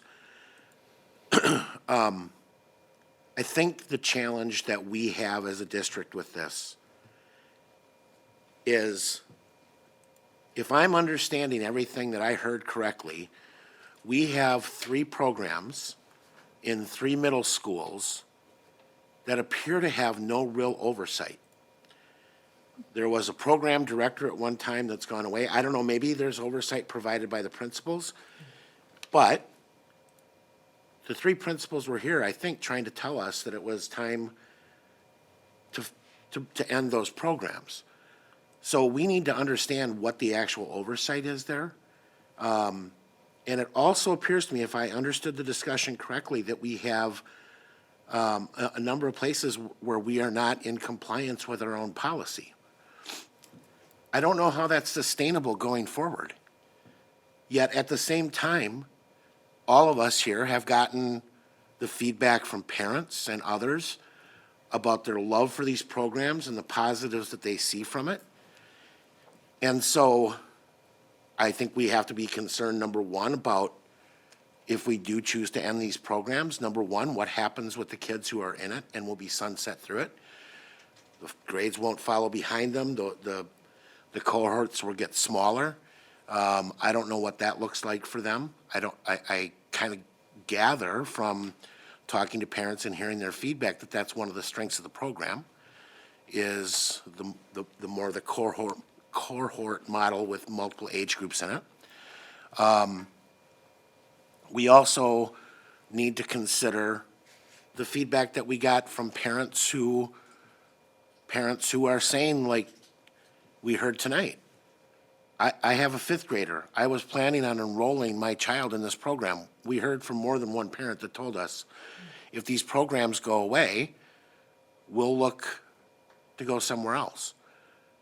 Now, SDW can't be all things to all people, but we heard enough, I think, that we need to really dive into what is it about these programs that parents find so beneficial to the educational experience of their students in this district, while at the same time ensuring that we are offering an educational program that is in compliance with our policies, whether that's around curriculum or or professional development. I don't know if that's necessarily a policy issue, but it sounds like we haven't been getting professional development. It sounds like even key tenets of PLP aren't being followed. There is a lot more work to do on this. And it seems to me that we need to hurry up and do it, to decide either how do we get these programs in compliance with our own policy, and build on them and build them out, or we need to decide how we take what's working in those programs and figure out how to sunset what we have, but bring those components of the programs that work for the families and parents that have advocated for it, and figure out how to incorporate them into the rest of our curriculum. Certainly at the middle school, and quite possibly and I think I heard comments from Mr. Zenobia at Teaching and Learning. These concepts seem to be something that we should be trying to incorporate into all aspects and all grade levels. I just wanted to share those comments and observations. One last thing I just want to mention, and then I will turn off my mic. We heard repeatedly from board members on Teaching and Learning that critical data appeared to be missing, that we didn't have the data that we needed to be able to evaluate the success of the program relative to other students at the grade level, how they progress through high school. I think it speaks to a larger issue that I feel like we run into a lot. We're asked to make decisions and we don't have the data available, or it's fractured data, or it's incomplete, or it doesn't go back far enough. This isn't necessarily a PLP issue, but I do think we need to take a step back and start getting an understanding of how we start bringing the data that we do have in all of our various sources and integrating it so that we can actually start getting a more detailed, data-driven view of our business, the business of educating our students, and doing it efficiently and being able to help us make business decisions that will help us drive better outcomes for our students, better efficiencies in our operations, and ultimately best protect the resources of our taxpayers who donate who provide their hard-earned money to this district to make those things happen. So that's obviously a high statement, but it's something I think it's past time that we do. We start looking at ways that we can improve the integration of data that we have in order to ensure better decision-making at the district level. Mr. Moore. Thank you, Mr. Watt, for the comment. That's what I mean, he basically, I didn't want to go in too much into it, but that's what I was trying to, I guess when I said take our time, I mean, because some of the things that he spoke about, which was the data, I had a question about too, which is about the impact that the students have when they get to high school, and there has not been any data collected. I'll just say this because Ms. Voigt and Mr. Watt, and talked about it mostly, and I added my small comments, but I will say any time that we have, as a board, in different committees, have made wonderful progress for the district in terms of serving our students, and so the administration, the committees, and the whole general board, and so that's something that we all should be proud of, and the community is proud of us too, as we heard tonight. But I will say, anytime that we are making really difficult decisions, something like this that impacts families, I think, again, just taking our time and just understanding once a decision is made, that will impact families in the district and how they arrange their plans for the children's education.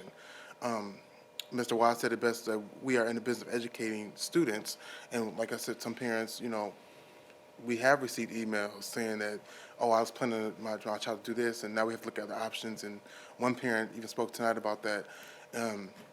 As we are in a time where education is really, like businesses, where schools and districts are on markets, and more schools are coming to the area of charter or private. I don't want to get in a situation where we don't understand the importance of options for parents, sensible costs, and great educational services. Because parents do have an option to send their kids anywhere, and I don't want them to look elsewhere if they feel that we're not providing that. But at the same time, we have to understand our side of it, again, the sensible cost. So it's a big factor of things. Again, the importance of options, sensible costs, and great educational services. And I'll just leave it at that. So thank you. Any other comments?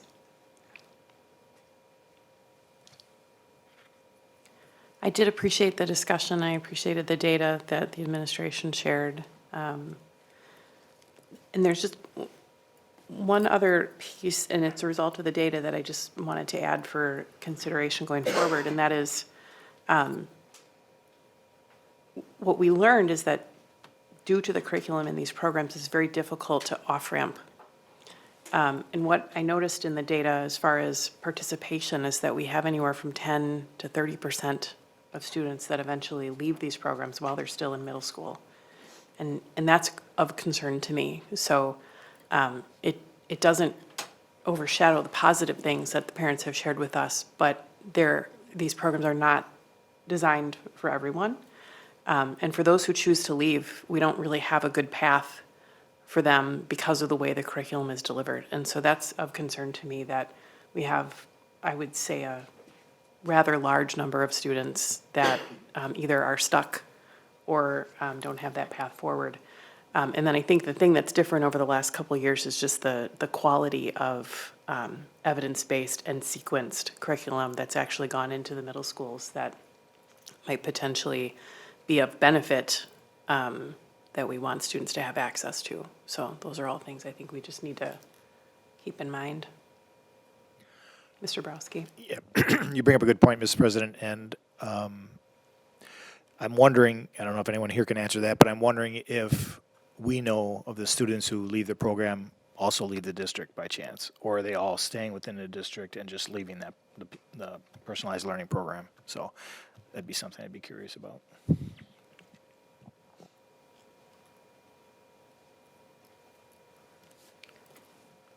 Anything else? Okay. All right. Madam President, that concludes the Teaching and Learning Committee report. Our next meeting will be held on Tuesday, January 2nd, 2024 at 7 p.m. following the Student Services meeting in the boardroom here at the Blair Administration Building. Thank you. Thank you. Our next committee report is Student Services, and tonight that will be presented by Mr. Wad. Thank you, Madam President. The last Student Services Committee meeting was held on December 5th, 2023. We had one action item, approval of the 2023-2024 Student at-Risk Plan. We had one action item on the agenda, and according to Wisconsin State Statute 118.153, the plan must be reviewed annually by the Board of Education. The plan identifies our processes and procedures in alignment with the state statute. The plan was brought forward and discussed, and it is relatively the same as in years past.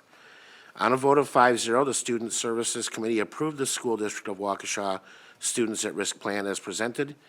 We request the board approval, and I so move. Second. Thank you. Any questions or discussion? All right, Mrs. Ettinger, would you take the roll call, please? Mark Moore, Aye. Diane Voigt, Aye. Betty Koenig, Aye. Anthony Zenobia, Aye. David Wad, Aye. Carrie Kozlowski, Aye. Mark Borowski. Aye. Patrick McCaffrey. Aye. Kelly Piasek. Aye, passes 9-0. All right. There were also 3 discussion and information items presented. The first was on the role of school psychologists. Jamie Kupkofitz, Director of Academic Student Services, along with Drea Taylor and Stephanie Merrill, both elementary school psychologists, shared their training to be a school psychologist and details about the role within the School District of Waukesha. Throughout our district, we have 18 full-time psychologists who work collaboratively with teams to provide a multitude of services to students, staff, and families. They work collaboratively with teams to complete special education and 504 evaluations for students suspected of having disabilities. Additionally, school psychologists provide direct support services and interventions to students, consult with teachers, families, and others to coordinate services for students. They work with school and district administrators in school-wide practices and policies. At future student services meetings, there will be a report on the role of school counselors and social workers. Mrs. Voigt. I thought it was an excellent presentation, you know, if any of you didn't get a chance to see it. And I really appreciated getting an insight into what the school psychologists actually do. And after seeing the presentation tonight for Mary Green and, you know, the things that she does as a social worker, I'm looking forward to that next element of learning about that service that they provide as well.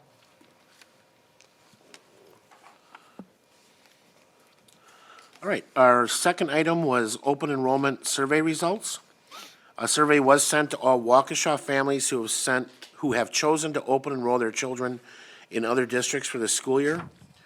The participation rate of the survey was 18%, with the majority of respondents having lived in Waukesha for 5 or more years.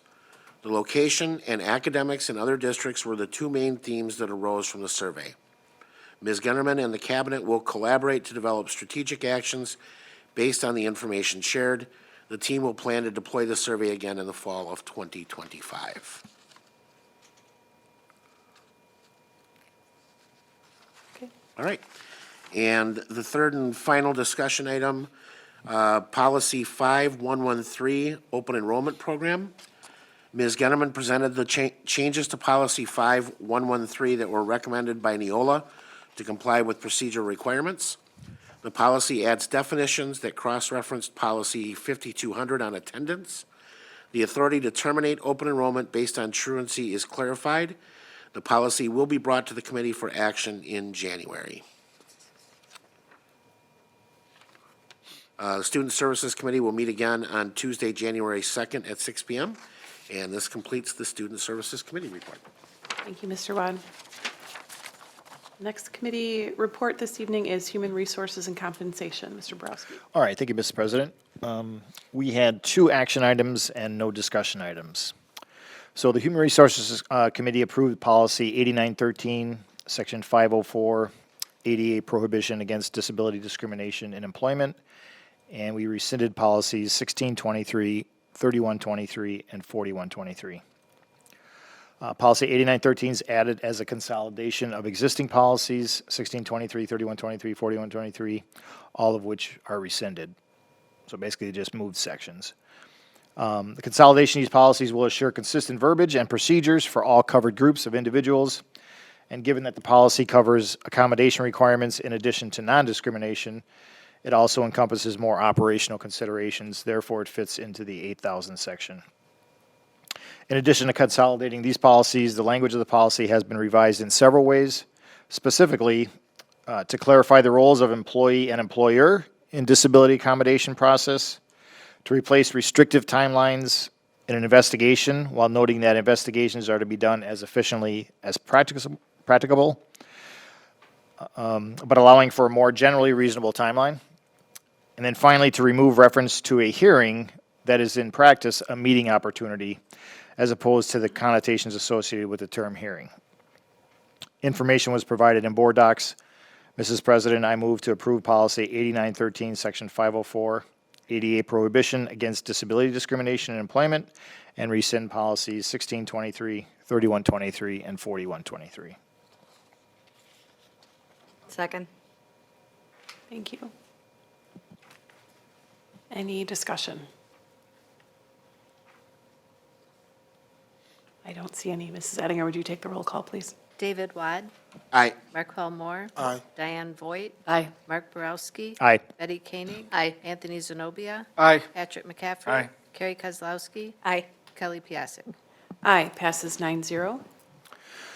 All right, next action item, the Human Resource Committee approved Policy 8700, Nursing Mothers, and rescind 4430.05. New Policy 8700, Nursing Mothers, expands the rights afforded to nursing mothers that were previously provided to non-exempt employee to cover all employees, as required by the PUMP Act, which stands for Providing Urgent Maternal Protections for Nursing Mothers. Policy 4430.05 is deleted. Information was provided in board docs. Mrs. President, I move to approve Policy 8700, Nursing Mothers, and rescind 4430.05. Second. Seconded by Mr. Moore. Thank you. Any discussion on this one? Okay, seeing none. Mrs. Ettinger? Diane Voigt. Aye. Betty Koenig. Aye. Mark Borowski. Aye. Carrie Kozlowski. Aye. Patrick McCaffrey. Aye. David Wad. Aye. Marquel Moore. Aye. Anthony Zenobia. Aye. Kelly Piasek. Aye, passes 9-0. And as I mentioned, there were no discussion items, so Mrs. President, this concludes my report. Thank you, Mr. Borowski. All right, our final committee update for this evening is Policy and Government Relations, presented by Mr. Zenobia. Thank you, Dr. Piasek. Our Policy and Government Relations Committee met on Monday, the 11th, and in the agenda were 2 policy revisions, which were approved at the committee meeting, and we're including on our consent agenda this evening. Those were Policy 0142.1, the electoral process, 9211, district support organizations, and then one policy was rescinded, which is 9210, parent organizations. This evening, we also have 2 action items for our consideration. The first of which is Policy 7250.01, memorials for staff and students. The committee reviewed this policy. It is new to the committee, and it was to assist requests for commemoration following the death of a student or staff member. The committee voted to approve the addition of this policy, 7250.01, and I so move. Second. Moved and seconded. Mrs. Voigt, did you have a question? I just wanted to mention that one thing that we added to the new policy was a reference to the possibility of a naming right to memorialize someone. And there was actually a policy for that that requires a 7-person committee and, a very step-by-step kind of process that I had a chance to work through when I was renaming working to rename the cafeteria over at Les Paul. So, but I think that the intention of this particular policy is to not draw attention to suicide situations. And so they're kind of giving us some guidance about what's the best way to, recognize the loss of a life in those situations, but not to be confused with the fact that if someone's worked in the district for 30 years, like when we renamed the Horwitz Dreamer Planetarium, you have a lifetime of commitment, and if you want to do a naming situation for them, that's still a possibility, even if they haven't died. Thank you for that clarification. I appreciate the sensitivity that the committee took in having this discussion as well. All right, any further comments? Okay, Mrs. Ettinger. Mark Borowski. Aye. Anthony Zenobia. Aye. Marquel Moore. Aye. David Wad. Aye. Carrie Kozlowski. Aye. Patrick McCaffrey. Aye. Diane Voigt. Aye. Betty Koenig. Aye. Kelly Piasek. Aye, passes 9-0. Our second action item was in regards to Policy 8121, personal background check for contracted services.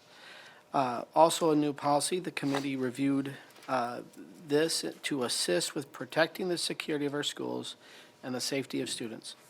Schools and facilities have an ever-increasing reliance on contract workers, and construction work at school sites or other services being performed by individuals that may have access to students.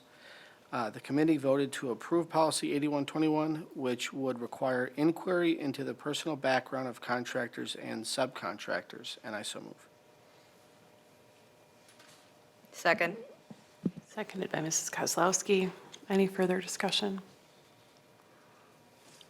Okay, Mrs. Ettinger, would you take the roll call, please? Betty Koenig. Aye. Mark Borowski. Aye. Patrick McCaffrey. Aye. David Wad. Aye. Anthony Zenobia. Aye. Marquel Moore. Aye. Carrie Kozlowski. Aye. Diane Voigt. Aye. Kelly Piasek. Aye, passes 9-0. So we had a couple of discussion items, which we took up in our government relations portion of our meeting. Dr. Siebert provided a legislative update and reviewed 5 education-related bills that are currently being discussed at the state level. And we also reviewed the proposed 2024 Wisconsin Association of School Board, or WASB resolutions, which consisted of 11 total resolutions. Any further discussion on those? Mr. Moore? If you all have a chance, please look through those bills. Very interesting bills coming our way in Wisconsin, especially around education. And some of it is being drafted by even our own elected officials in our county and area. So please, if you haven't taken the time, please read through them. Some stuff is really, really good. So just read through them if you have a chance and get yourself caught up to date on them. So. Thank you. Anything else? Okay. That concludes my report this evening. Our next Policy and Government Relations Committee will be Oh. held on Go ahead. February Point. 12th. Sorry. Point of order, That's okay. We merged the two. I was waiting. So for our WASB resolutions, who is our WASB rep? Me. Anthony. And then, so for the resolutions that they propose where we get a vote, I'm interested as to, does the board talk about what our stance is when we go, or Mr. Zenobia, do you go and get to fly solo on, do we say yes or no? As the WASB rep, I could, but that all depends on the feedback that I get from all of you. We had a lot of discussion around that specific thing on Monday, and we got some thoughts provided. We also had some concerns raised that, a lot of these resolutions or proposals are things that, there's not a lot of information behind them, so it's kind of hard to make those decisions. As the rep, I'll have to vote one way or the other, but I would welcome feedback from anyone on the committee that has a chance to review them. If you want to give me any feedback, I will certainly take that into consideration, and that's how that will work. Great, thank you. Thank you. So I can add to it. That was part of the intent of having them come to the meeting and this discussion as well. They're all available on the WASB website as well.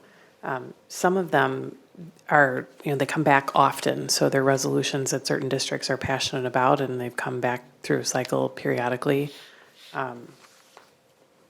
But that's what we entrust our delegate to collect that information and go and make those informed decisions. Mr. Wad? Yeah, are you aware of how these resolutions come out of WASB to be voted on? This can't be the only 12 resolutions that were proposed. Can you explain that process to me, or can someone explain it to me? I can, unless you would No, go like to. ahead. Okay. So there's actually a resolution committee within the WASB. And then individual districts, there's a window where you can submit resolutions. That committee takes up a number of resolutions, and then they down select a certain select set that they want to move forward to the delegate assembly in a formal capacity. But there are also resolutions that aren't selected by that resolutions work group or committee that, even though they're not formally supported, could be brought back to the assembly at the time of the convention. Like by an individual member district? Mm-hmm. Okay. They would have to have been submitted, though, during that period. There's not Right. new things They that are would have been appearing. considered by that resolution committee and rejected, but they have another pathway to get them discussed at. Okay. The reason I asked this, and I raised this at policy as well, this is my first time really looking at WASB resolutions, and they are remarkably vague.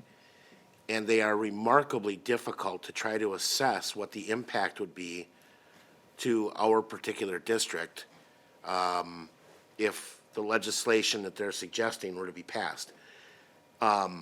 Whether it's what cost might we wind up assuming if certain policies are addressed, or et cetera. I mean, there's a number of them.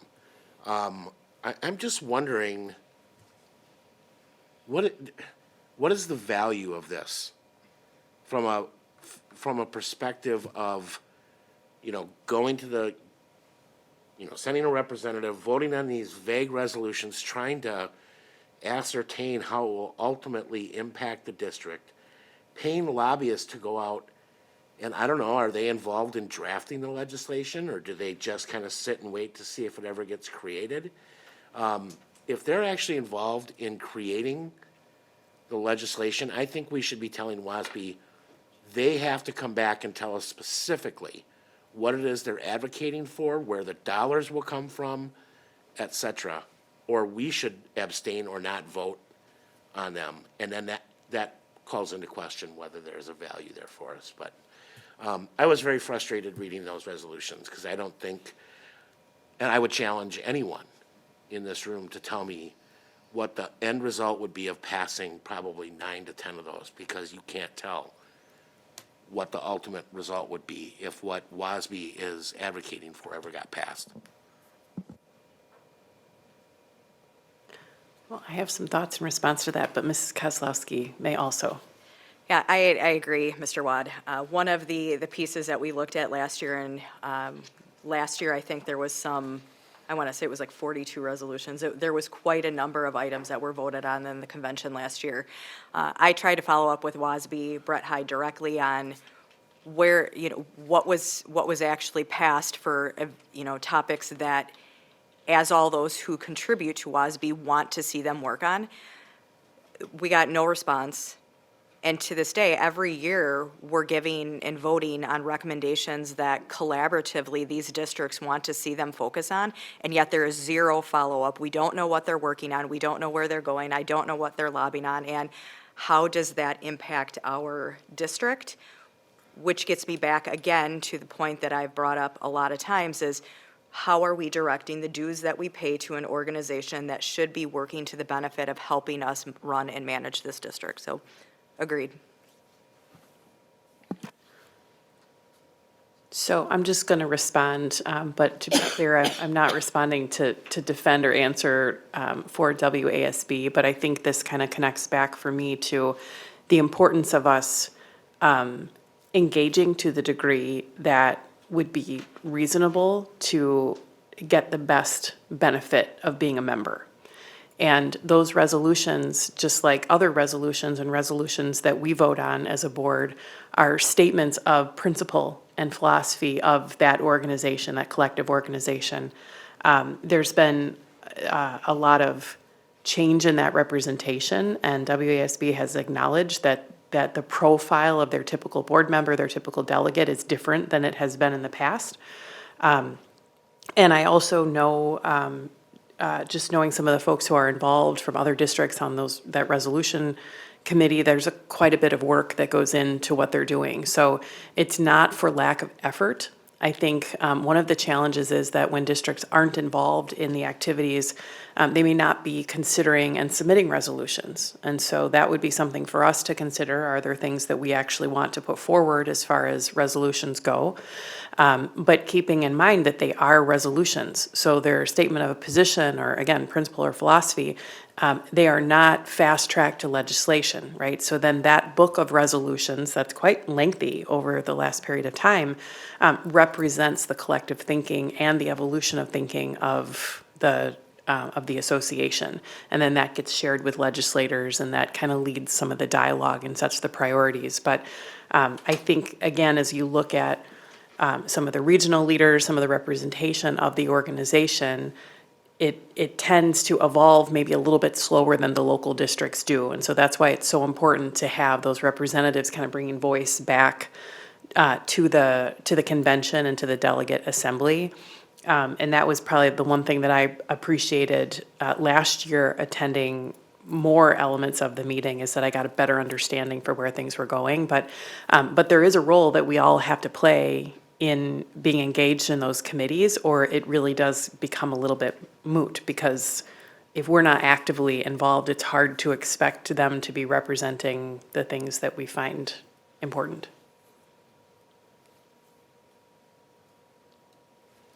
Mrs. Koenig. This is just a comment more than anything, but I want to let the committee know how much I appreciate when I watch, your meetings. I learned such a wealth of information, and the dialogue you had about this topic was very educational for me, being a new board member. And I especially want to thank David for asking the sometimes very difficult questions, the financial questions. Everything sounds so wonderful, but sometimes someone has to address, the aspect of the money and the cost of different, things being implemented. And I just appreciate that, you do ask those questions, and then the group engages, and it's very educational. I hope people in a district do take advantage of that. But for a new board member such as myself, I do appreciate that, and you put in a lot of hours and a lot of hard work. So I just want to let you know how much I appreciate that committee's work. Mr. Moore? Thank you, Ms. Koenig. I appreciate that. And I will add on to that. I was just talking to community member out here about that. So this is my first year on the policy committee, and I too am learning so much about legislative. I was just talking to a community member. He asked me about it. He was like, "Oh, this is my first year. I'm learning so much about it."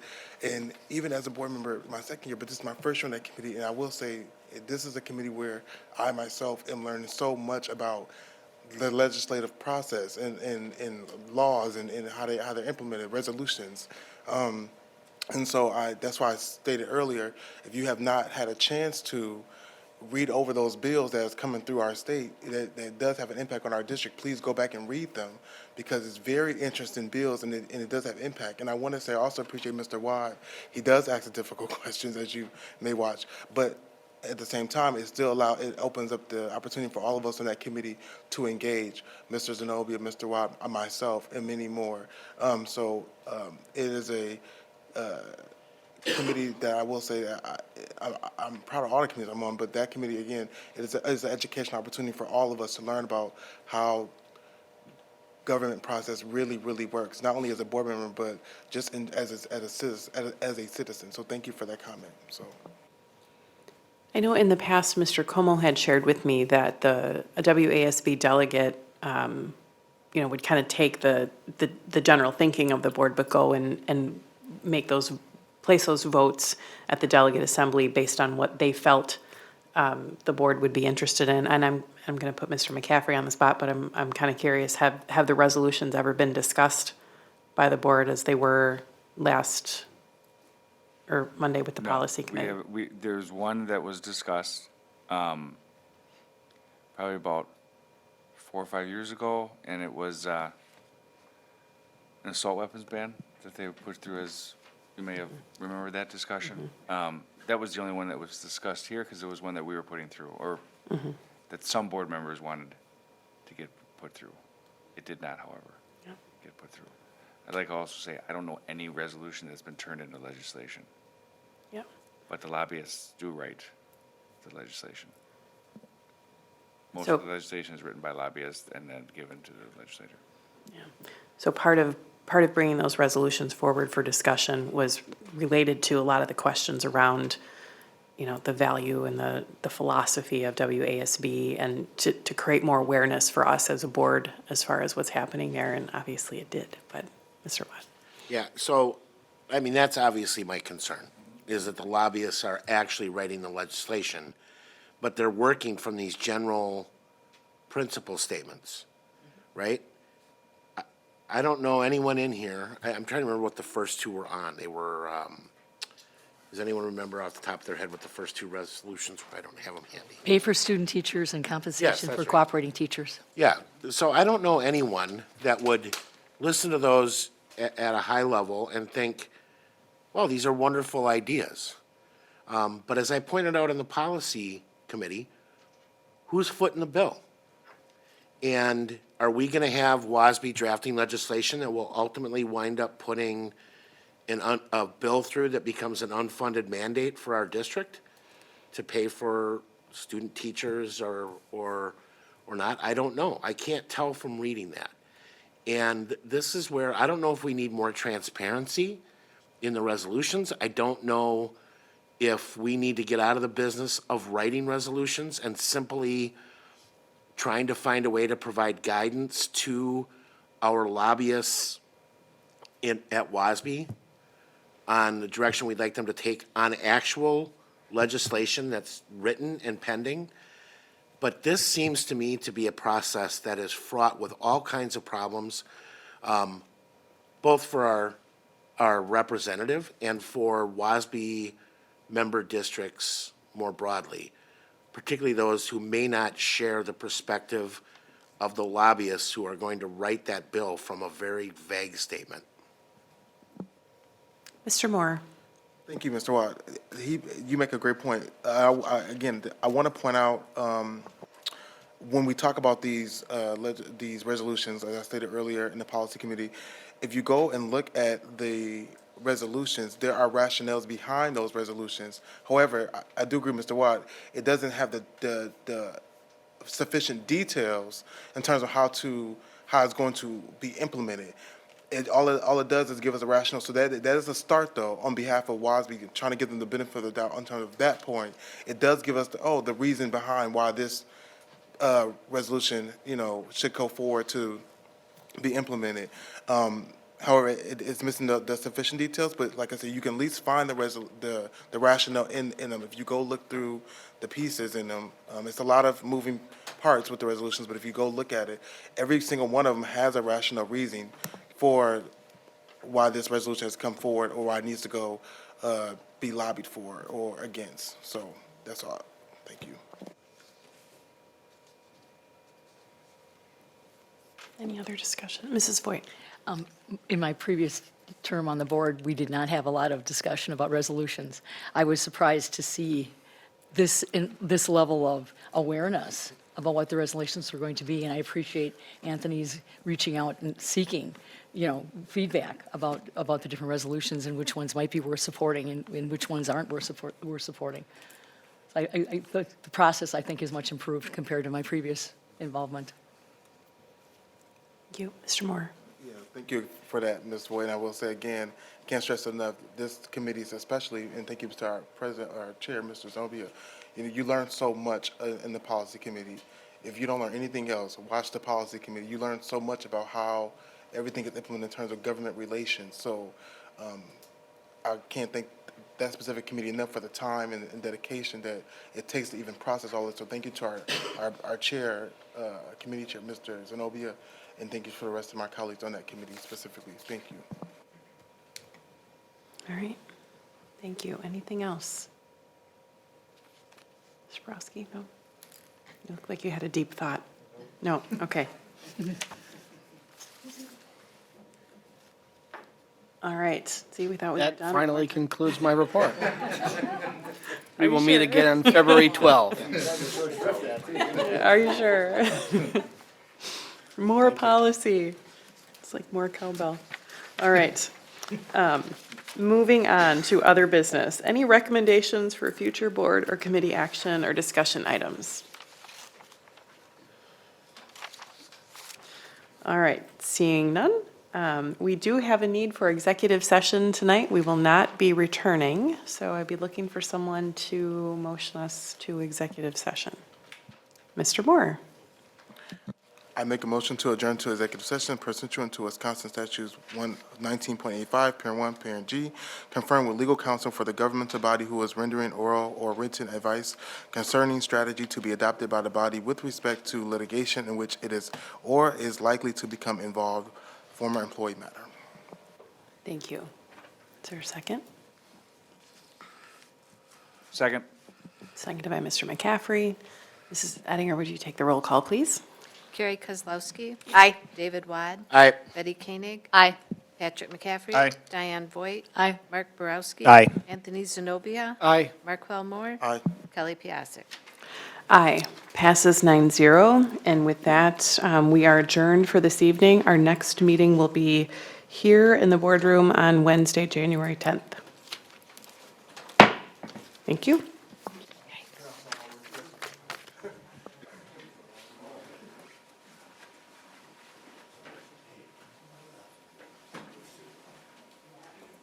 Hey, Paul.